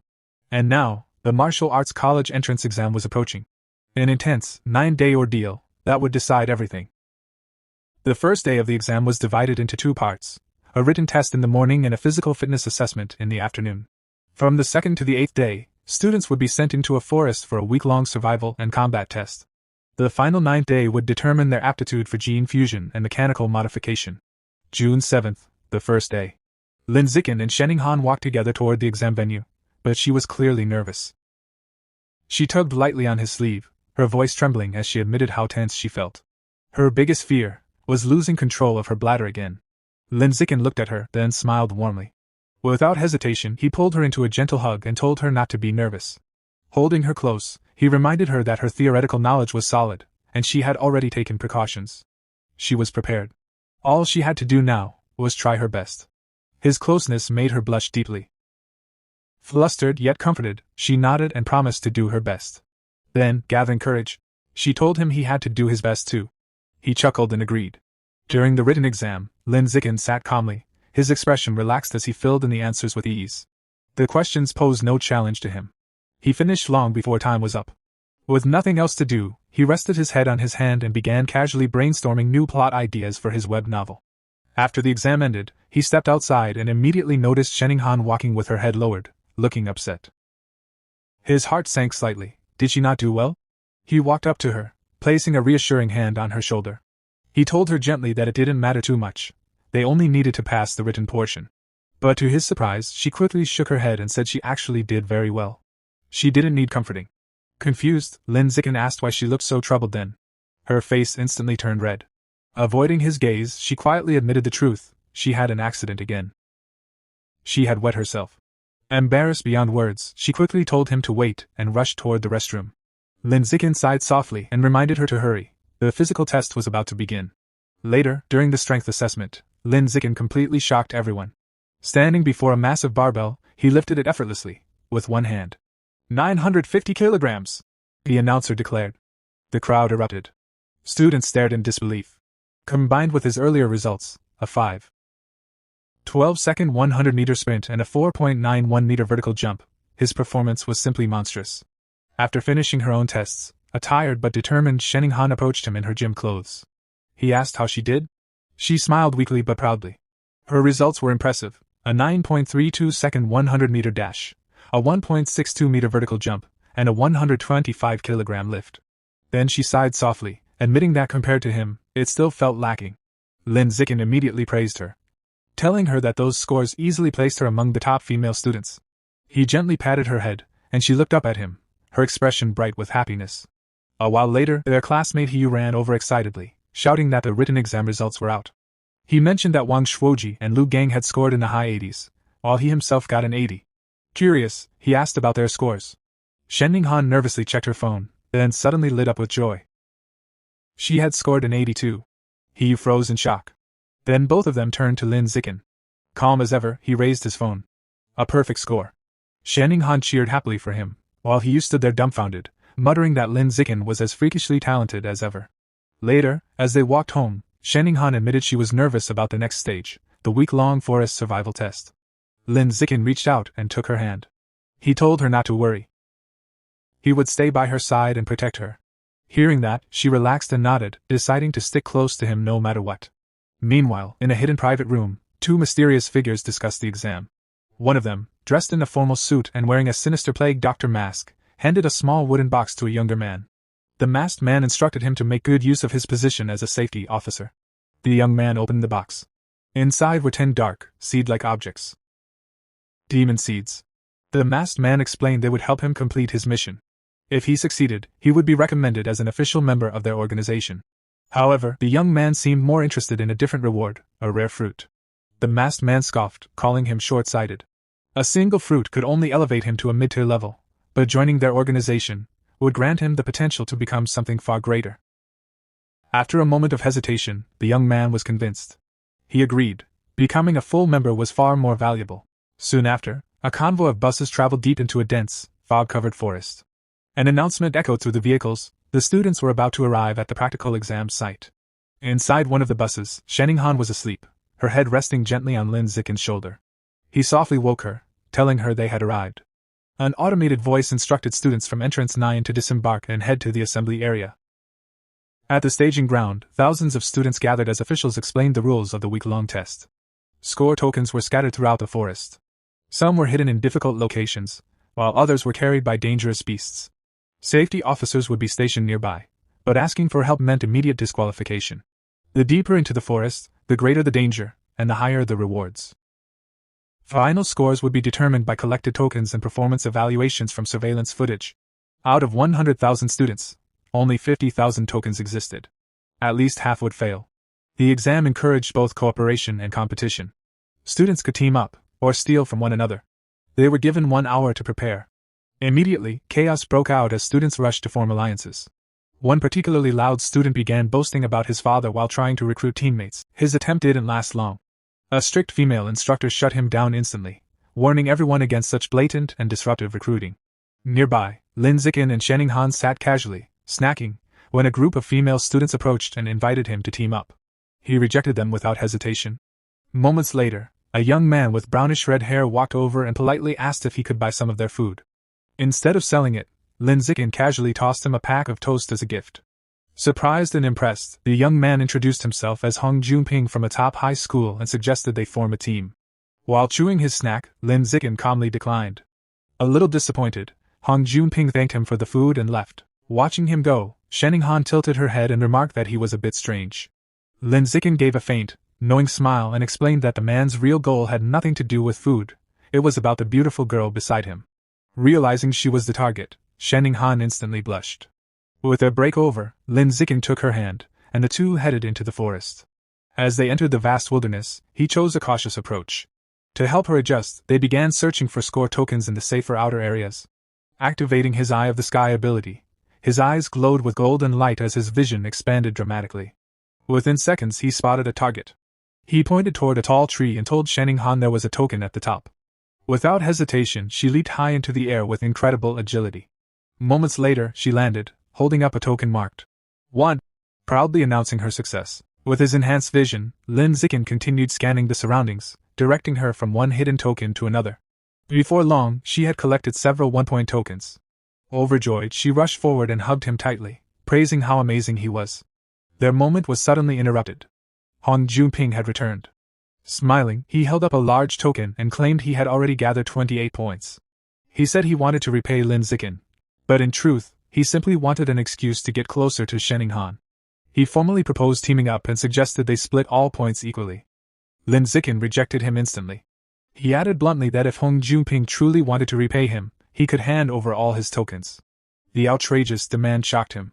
His expression darkened, and a powerful aura erupted from his body. Enraged, Hong Junping charged forward, shouting that they had chosen the wrong path. Lin Zikin smirked calmly.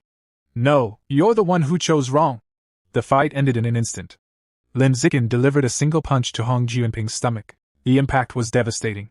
He doubled over, coughing blood before collapsing. With the battle over, Lin Zikin casually took his score token and walked away with Shenning Han, their hands intertwined. Behind them, Hong Junping lay unconscious. Shenning Han glanced back, slightly worried, and asked if he would be okay. Lin Zikin reassured her nonchalantly that he hadn't even used real strength. Over the following days, Lin Zikin continued guiding her training. He helped her collect more tokens, pushed her physical limits by making her lift massive boulders, and taught her survival skills like hunting wild boars. But it wasn't all training. They also shared quiet moments, gathering fruit, resting under makeshift shelters, and enjoying each other's company. At night, when she fell asleep on his shoulder, Lin Zikin would look at her with a soft expression, wishing those peaceful moments could last longer. Eventually, they reached the central region of the forest. A wooden sign stood ahead, marked with a warning, "Danger, aberrant beast zone." But strangely, it was silent. Too silent. There were no beasts, only dark, unsettling bloodstains scattered across the ground. Shenning Han frowned, noting that they might have arrived too late. As they walked deeper, she sighed in disappointment, saying that if they had come earlier, she might have earned the genius title by defeating aberrant beasts. Lin Zikin gently patted her head and told her the title didn't matter. It was time to head back. In truth, he knew that with surveillance cameras everywhere, hunting beasts wasn't worth the risk. Training her safely was far more important. After the combat phase ended, the students were transported to the next stage, the gene fusion compatibility test. They were taken by bus to a high-security island facility known as the Island Gene Research Institute. Inside, students lined up as staff prepared for testing. As they waited, Shenning Han curiously asked about the reagents in the test tubes. Lin Zikin explained they were derived from the flowing cloud jellyfish, a species known for its high compatibility with human biology. Its genes could easily react with human blood, making it ideal for testing gene fusion potential. The process was simple. Each student's fresh blood would be injected into the jellyfish reagent. The resulting chemical reaction would determine their fate. While waiting for their turn, a nervous Hiyu muttered that he really hoped to pass the gene fusion test, anything to avoid the mechanical modification route. Chu Rui casually added that the mechanical test was rumored to be extremely painful, like being burned alive, since it involved implanting special metal alloys into the body. That was all it took.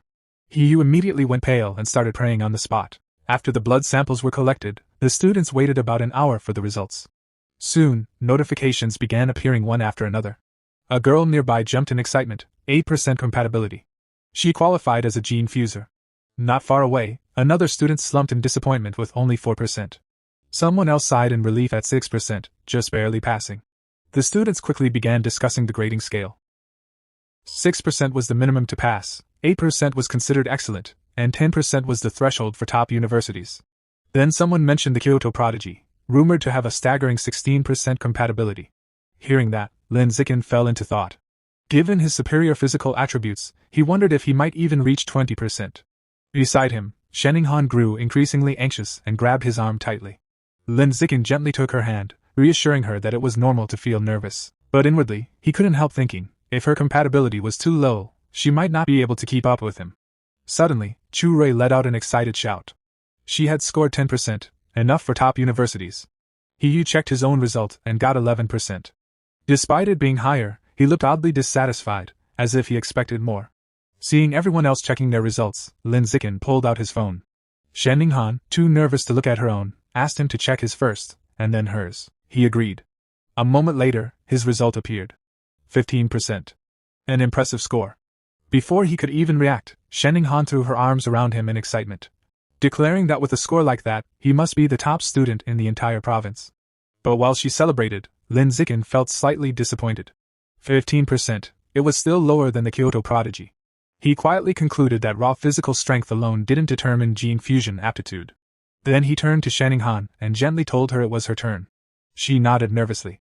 Trying to comfort her, he said that if even he could get a good score, she definitely could too. But the moment he pulled up her result, his expression froze.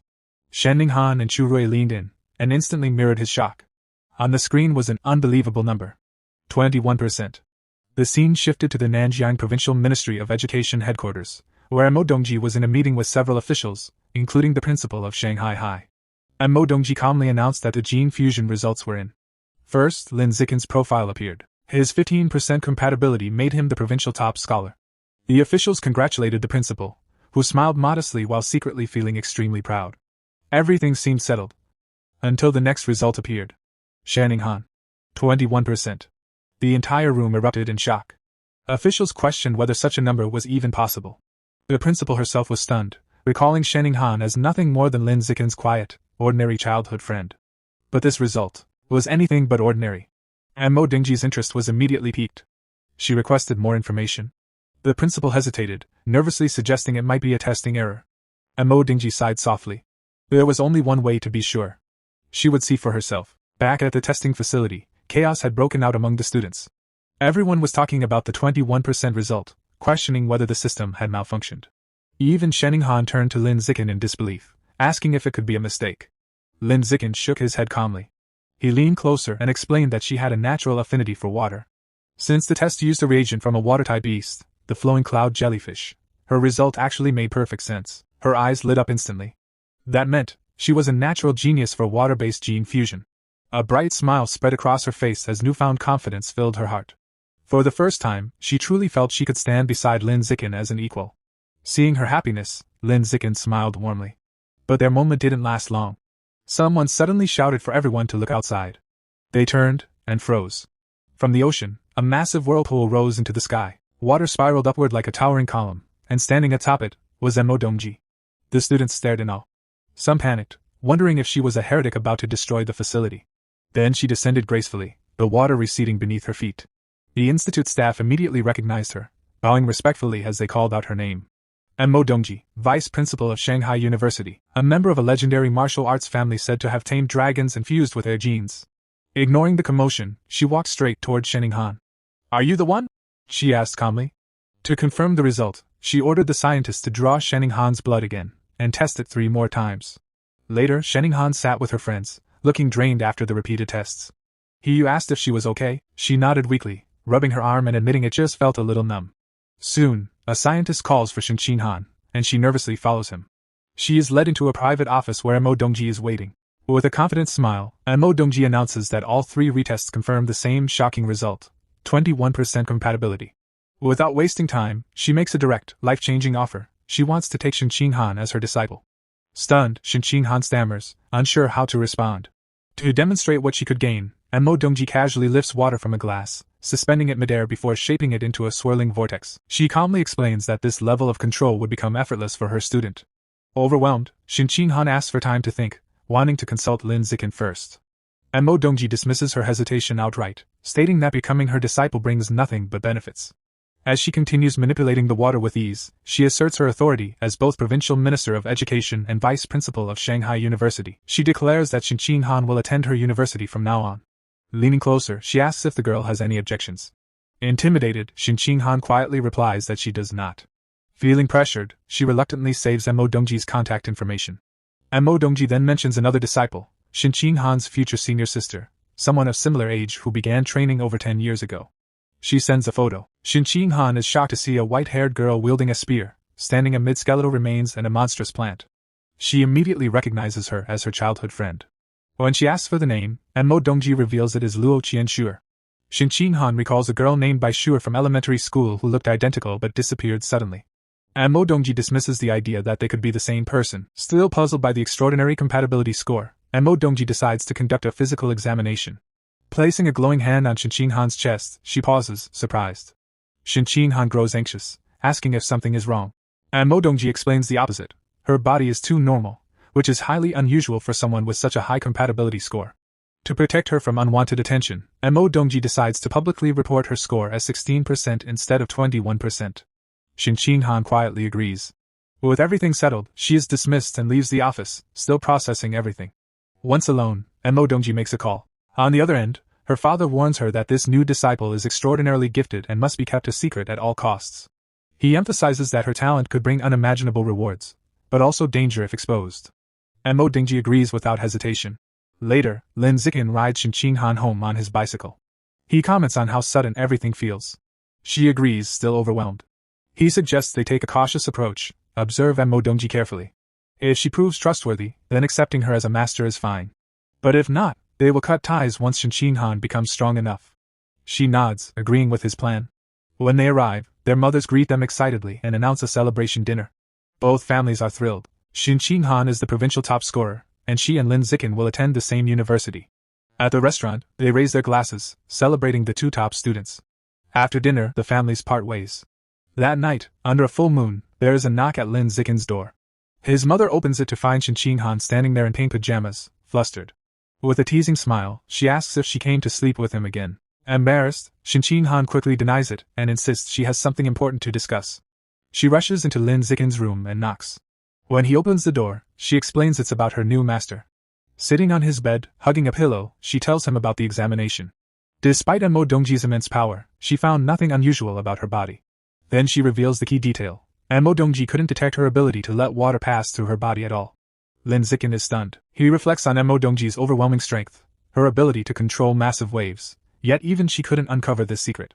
This means Shin Ching-han's true nature is far more mysterious than they imagined. He places a reassuring hand on her shoulder and tells her they must keep this ability hidden for now. Until they fully understand it, revealing it could be dangerous. They can study it later, once they are stronger. Shin Ching-han nods, trusting him completely.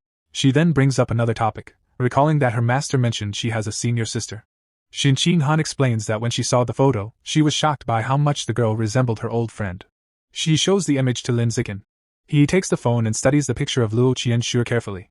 While he acknowledges the resemblance, he notes that her aura feels completely different from the girl Shin Ching-han remembers. What catches his attention instead is the strange forest in the background. He asks if she knows where the photo was taken. Shin Ching-han shakes her head but decides to ask her master. She sends a message to Mo Dongji, who replies with a single cryptic phrase. Source site. When she asks for more details, Mo Dongji simply responds that she will understand when she becomes stronger. Shin Ching-han relays the response, disappointed she couldn't learn more. Lin Zikin tells her to leave it for now, they can investigate it later. Later, the two lie on his bed, casually scrolling through their phones. After a quiet moment, Shin Ching-han glances at him and suddenly asks if men like women who wear cheongsams. The unexpected question catches him off guard. He immediately thinks of Mo Dongji's elegant style, and wonders if she influenced her. Imagining Shin Ching-han in one, he blushes slightly and admits it depends on the person, but it would suit her. Sensing his reaction, she leans closer and presses him for a clearer answer. Flustered, he finally admits that yes, he likes them. She continues, asking about stockings, black, white, or nude. Completely cornered, he awkwardly answers that he prefers black or white. Satisfied, Shin Ching-han instantly sits up and starts ordering a cheongsam and stockings online, leaving him staring in confusion, wondering what just happened. Their moment is interrupted by a knock. Lin Zikin's mother enters and hands Shin Ching-han a bag, explaining that her mother sent over toiletries and said she should just stay the night. Embarrassed, Shin Ching-han insists she never asked for it, confused why her mother would do that. As she leaves, his mother casually adds that they are adults now, so it's perfectly fine, before closing the door. An awkward silence fills the room. Both of them blush, unsure how to react. Trying to act normal, Shin Ching-han opens the bag and says she'll just change and go to sleep. But as she looks inside, her expression freezes. She pulls out an item and instantly realizes what it is, a box meant for safety. Mortified, her face turns bright red as she wonders what her mother was thinking. Panicking, she blurts out that she's going to change and hurriedly jumps off the bed, only to trip over her own feet and fall face first onto the floor. Lin Zikin sits there, completely stunned, trying to process the chaos. Soon after, both of them receive confirmation. They've been accepted into the Evolution Academy of Shanghai University. The next day, Lin Zikin rides his bicycle through the city with Shin Ching-han sitting behind him, arms wrapped around his waist. They are on their way to a promotional event for the He family's martial arts gym. As they move through the busy streets, Lin Zikin suddenly notices a group blocking their path. A man dressed in black and gold robes stands at the front, accompanied by several men in white martial arts uniforms. He calls out, asking if he is Lin Zikin. Stopping the bike, Lin Zikin asks who they are. The man introduces himself as Lu Chuan-Wu, Dean of Shanghai University's Budo Academy, but clarifies he is here representing an organization called Tianrenhui. This group opposes gene fusion and mechanical modification, believing in strengthening the human body through traditional martial arts alone. Lin Zikin recalls hearing about them but internally dismisses their ideology as outdated. Lu Chuan-Wu formally invites him to join their organization. Uninterested, Lin Zikin simply tells them to move aside. As he tries to pass, Lu Chuan-Wu places a hand on his shoulder, stopping him and insisting on a conversation. He even offers him a new phone as a gesture of goodwill, but the persistence only makes Lin Zikin more uncomfortable. Later, the three sit in a cafe. Lu Chuan-Wu explains that Tianrenhui is researching ways to unlock the hidden potential of pure humans without relying on external modifications. He passionately claims they aim to break biological limits and evolve into higher forms, rare, advanced, even legendary beings. To prove his point, he takes out his phone and shows them a video, confident that what they are about to see will change everything. In the video, Lu Chuan-Wu, who states his own biological level is ordinary tier 9, is seen facing a powerful opponent. He explains that the footage shows him defeating a high-level gene fuser. Lin Zikin watches in shock as he recognizes the winged man in the video as Wu Tian Changmen, the prodigy who once wiped out the rat god cult. The battle unfolds violently. Wu Tian Chang soars into the air and unleashes a deadly barrage of razor-sharp feathers. They pierce Lu Chuan-Wu's body, leaving him bloodied as the winged fighter lands gracefully back on the stage. But despite his injuries, Lu Chuan-Wu charges forward with terrifying force and delivers a crushing punch that sends Wu Tian Changmen flying out of the ring. As the video ends, Lu Chuan-Wu speaks with conviction. He declares that the human lineage is already powerful enough and does not need to borrow strength from other species. According to him, pure-blooded humans who follow their cultivation path represent the true future. Lin Zikin stares at the phone, his expression filled with doubt. He questions whether the video is real, whether it was edited or if Wu Tian Changmen intentionally lost. Lu Chuan-Wu immediately dismisses this, insisting the footage is completely authentic. He adds that he plans to challenge even more high-level gene fusers and invites Lin Zikin to witness it himself anytime. Lin Zikin then asks a practical question: why not upload the video online to promote their organization? Lu Chuan-Wu's expression darkens. He explains that those in power do not allow such content to spread. According to authorities, if a method does not raise biological level, it has no future and is not worth supporting. Frustrated, Lu Chuan-Wu slams his fists on the table. He argues that without exposure, they cannot attract talent, and without numbers, breakthroughs are impossible. After all, quantitative change leads to qualitative change. Then, looking directly at Lin Zikin, he says that someone with his talent would never remain stuck at ordinary tier 9 for decades like he has. This surprises Lin Zikin. Internally, he notes that Lu Chuan-Wu looks no older than 50. Almost as if reading his thoughts, Lu Chuan-Wu reveals the truth: he is nearly 100 years old. His youthful appearance, he explains, is the result of their cultivation method. Skeptical, Lin Zikin quickly searches online. The results confirm everything. The official records list Lu Chuan-Wu's birth year as 1929. Surprised, Lin Zikin realizes that this cultivation method truly grants longevity. For a brief moment, he even wonders if his own parents could benefit from it. Scrolling further, he learns more about Lu Chuan-Wu's past. He was once the young master of a powerful martial arts family. But when gene fusion rose to prominence, his family refused to adapt and eventually declined. Their once great dojo fell into ruin. Worse still, his insistence on tradition drove away his own family. His wife and children chose gene fusion and left him behind. As Lin Zikin reads, he reflects on his relationship with Xin Han, confident she would never leave him. But then he sees something that shocks him. The profile lists Lu Chuan-Wu's ex-wife as Yuan Dongji, another name for Mo Dongji. Even more unsettling, the profiles of his children are grayed out, suggesting they may no longer be alive. Lin Zikin looks up from his phone, his gaze sharpening. This man is far more complex than he first appeared. Noticing the stare, Lu Chuan-Wu smirks. He proudly repeats that his longevity proves the potential of pure human cultivation. That is why Tianrenhui exists. He passionately declares that Tianren means humanity conquering the heavens. He argues that those who rely on gene fusion will never surpass the beasts they draw power from, and may ultimately be destroyed by them. The same applies to mechanical modification, since many materials originate from aberrant beasts. Such paths, he claims, can never transcend their origins. Striking the table again, he clarifies that his organization is not entirely against these methods, but opposes humanity depending on them completely. In his view, they are only temporary solutions while a superior path is developed. With intense conviction, Lu Chuan-Wu extends his hand, sincerely inviting Lin Zikin to join Tianrenhui and help shape the future of humanity. Lin Zikin simply raises his hand and declines without a word. Unfazed, Lu Chuan-Wu states that he firmly believes Lin Zikin could become the first pure-blooded human to break past the ordinary biological barrier. Remaining calm, Lin Zikin asks what exactly their cultivation method involves. Lu Chuanwu proudly explains that it is called the blood tempering art, a technique discovered in ancient ruins. It uses one's own qi and blood to refine the body and enhance combat strength. According to ancient records, when mastered, it allows a person to become a saint in the flesh, capable of shattering mountains and tearing apart massive steel beasts with their bare hands. However, Lu Chuanwu reveals a critical limitation. The art can only be practiced by pure-blooded humans. He explains that gene fusers have impure blood, while mechanically modified individuals have incomplete bodies that disrupt the circulation of qi and blood. This, he argues, is why humanity's future lies with pure-blooded individuals. He once again formally invites Lin Zikin to join Tianren. Lin Zikin replies thoughtfully that he still knows too little about this path, and would prefer to observe for now. Growing more insistent, Lu Chuanwu leans forward, saying Lin Zikin can take his time learning, but it would be a waste to ignore his extraordinary physical talent. Leaning in closer, Lu Chuanwu adds that from Tianren's perspective, the so-called top scholar with 16% gene fusion compatibility is nothing compared to him. He even claims she isn't worth a single hair on Lin Zikin's head, causing a shocked Shin Qinghan to spit out her drink. Surrounded by a fiery aura of conviction, Lu Chuanwu declares that Lin Zikin, with his #1 physical test results, is the true top talent of the province. He boldly states that if Lin Zikin follows their path, he will one day surpass Shin Qinghan completely.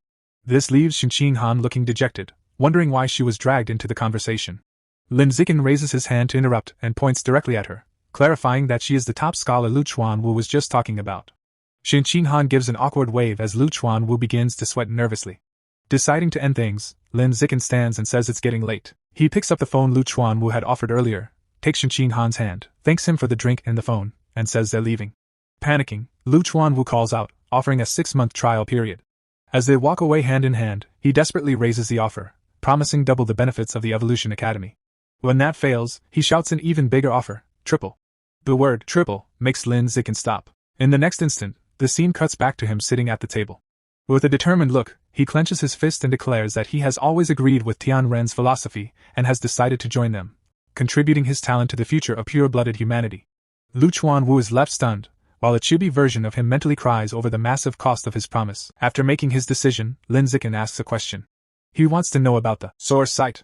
Lu Chuanwu is visibly surprised that a student knows of such a place. His expression turns serious as he explains that the source site is believed to be the origin of all life, and that all aberrant beasts come from there. Lin Zikin processes this, realizing that the source site is the origin of all aberrant creatures. He then asks if the beast meat sold in markets also comes from there.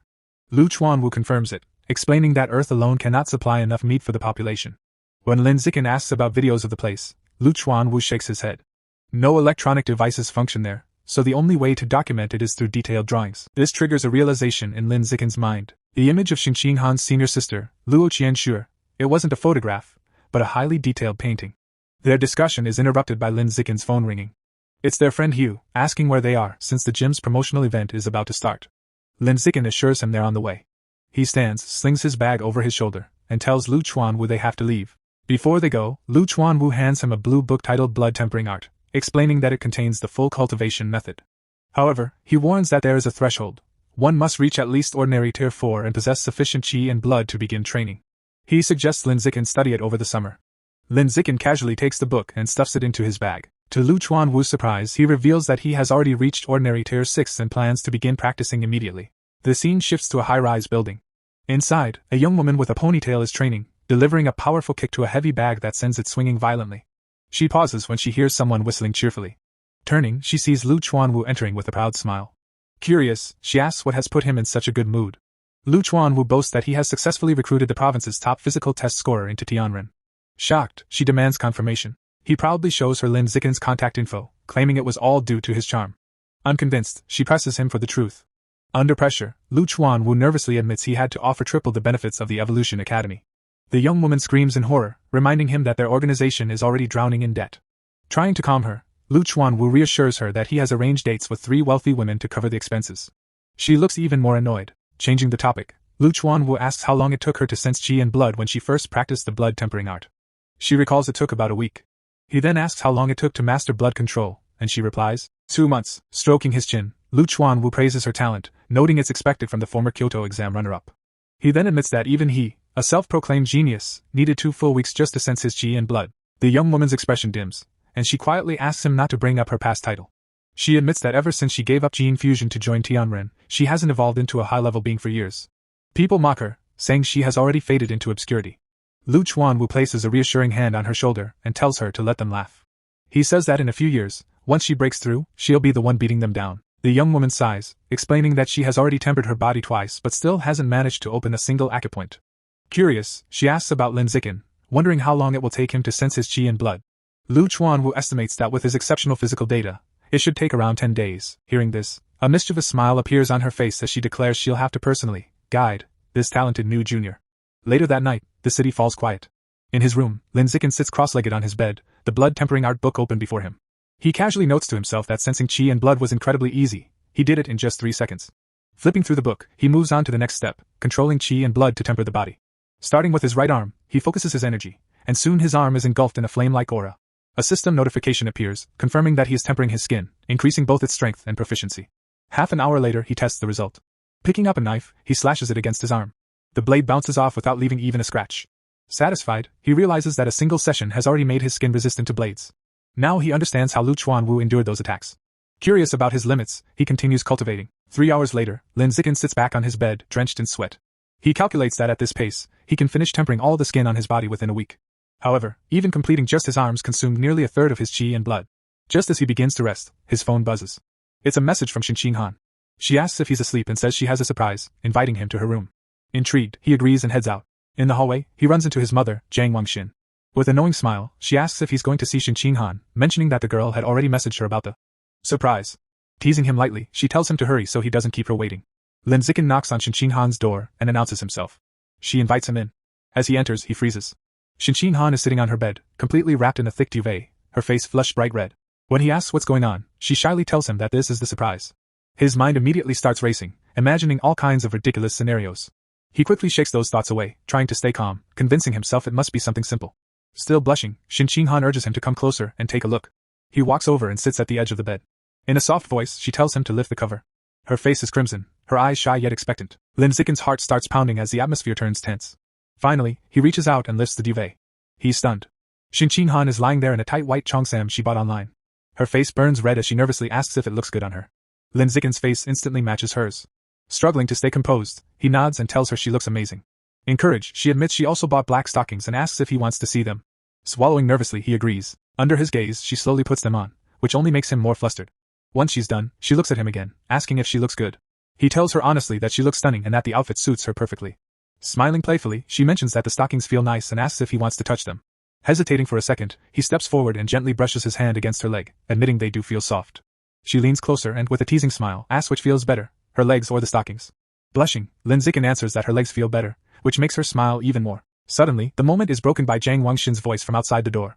She calls out that Xin Han's mother dropped off some toiletries and hung them on the doorknob.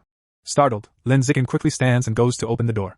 He picks up the bag and glances inside, only to immediately blush when he sees what's been packed. Embarrassed, he quietly puts it back and closes the door, muttering to himself that they haven't even kissed yet and wondering why things are moving this fast. Xin Han tells him it's already late and suggests he stay the night. Then, blushing shyly, she asks him to turn around so he won't see her while she puts on her diaper. Embarrassed, Lin Zikin quickly turns his back as she changes behind him. After a moment, she softly tells him she's done and that they can turn off the lights and go to sleep. Both of them are visibly nervous. Later, they lie side by side under the same quilt. Unable to fall asleep, Lin Zikin quietly asks if she used any perfume, noticing a faint, pleasant fragrance in the bed. With her eyes closed and a playful smile, Xin Han replies that it's her natural scent and even invites him to check for himself if he doesn't believe her. He murmurs that it's impossible, but when she opens her eyes and gives him a teasing, almost seductive smile, he's left completely flustered. His face heats up as he stares, momentarily lost in the atmosphere. Slowly, she leans closer and kisses him. Just as the moment deepens, her eyes suddenly widen in surprise. She gently pulls away, asking him to wait. Flustered, she quickly gets out of bed, her face burning with embarrassment, and admits that she lost control again. Lin Zikin, though surprised, suddenly seems to realize something. He asks her how she felt just before it happened and whether she experienced a strong emotional surge. Still embarrassed, she explains that her heart was racing, her chest felt tight, her body grew warm, and then she lost control. Hearing this, Lin Zikin connects the dots. He explains that her intense mental fluctuations may be directly linked to her mysterious water-based ability. Xin Han listens in amazement as he suggests that her power might be controlled by her mental state. Wanting to test his theory, Lin Zikin takes her hand and proposes they continue to recreate the same emotional state. Xin Han hesitates, asking to change first, but he points out that the result will likely be the same. After a brief pause, she nods. They resume, carefully observing the effects. Afterward, Lin Zikin asks how she felt, and she confirms it was identical, an intense emotional surge followed by the same result. After repeating the process a few times, he concludes that her ability is indeed triggered by her mental fluctuations. Flustered and tired, Xin Han says she feels sticky and decides to take a shower. From inside the bathroom, she suddenly calls out that she forgot her pajamas and asks him to bring some. Without thinking much, he agrees. Lin Zikin opens her wardrobe and looks through her neatly arranged clothes. While searching, he briefly notices a cute piece of clothing and quickly looks away, slightly embarrassed. Regaining focus, he picks out a simple light blue pajama set and brings it to her. Later, they return to bed. Shin Han quickly falls asleep, while Lin Zikin remains awake, deep in thought. He glances at her, noticing her peaceful expression, even a faint trace of drool at the corner of her lips. Smiling softly, he gently brushes her cheek before finally closing his eyes. The next morning, Lin Zikin quietly gets up and leaves her room, carefully closing the door so as not to wake her. As he heads out, he runs into her mother, Shu Meng, in the kitchen. She warmly tells him breakfast is almost ready and suggests he stay, which he politely accepts. During breakfast, Shin Han's parents chat with him. Her father asks if she's awake, and Lin Zikin replies that she's still sleeping. Her mother sighs, wishing her daughter were as disciplined as him, while her father defends her, saying she deserves rest after becoming the top student in the province. After eating, Lin Zikin thanks them and heads out. As soon as he leaves, Shu Meng closes the door with a knowing smile. She turns to her husband and quietly mentions that she heard the shower running late at night, hinting at what might have happened. Her husband nods thoughtfully, and the two share a satisfied look. Excited, Shu Meng quickly grabs her phone to share the good news with Jiang Wangxin. Meanwhile, Lin Zikin returns home and starts to change his clothes. Just then, his mother appears and gives him a thumbs up with a knowing grin, praising him unexpectedly. Completely confused, Lin Zikin can only stand there, wondering what exactly she thinks he did. The scene shifts to a university campus. A muscular man with long hair and sunglasses storms into a dojo, followed by a group of equally imposing men. He loudly shouts Lu Chuanwu's name, demanding an explanation regarding Lin Zikin. Remaining calm, Lu Chuanwu pretends not to know what he's talking about. Furious, the man accuses him of stealing Lin Zikin after he had already enrolled in the Evolution Academy, claiming Lu Chuanwu used underhanded tactics to recruit him into the Martial Academy. Lu Chuanwu fires back, asking why the Evolution Academy should have the exclusive right to recruit students. The two deans quickly descend into a heated argument, shouting over recruitment rules and previous agreements, which Lu Chuanwu openly dismisses. With complete confidence, Lu Chuanwu insists his recruitment methods were perfectly fair and part of healthy competition. He challenges the other dean, saying that if he's dissatisfied, he's free to recruit Lin Zikin back himself. Enraged, the Evolution Academy dean demands a fight, insisting that strength is the only true measure of justice. Lu Chuanwu scoffs, asking if he looks like an idiot.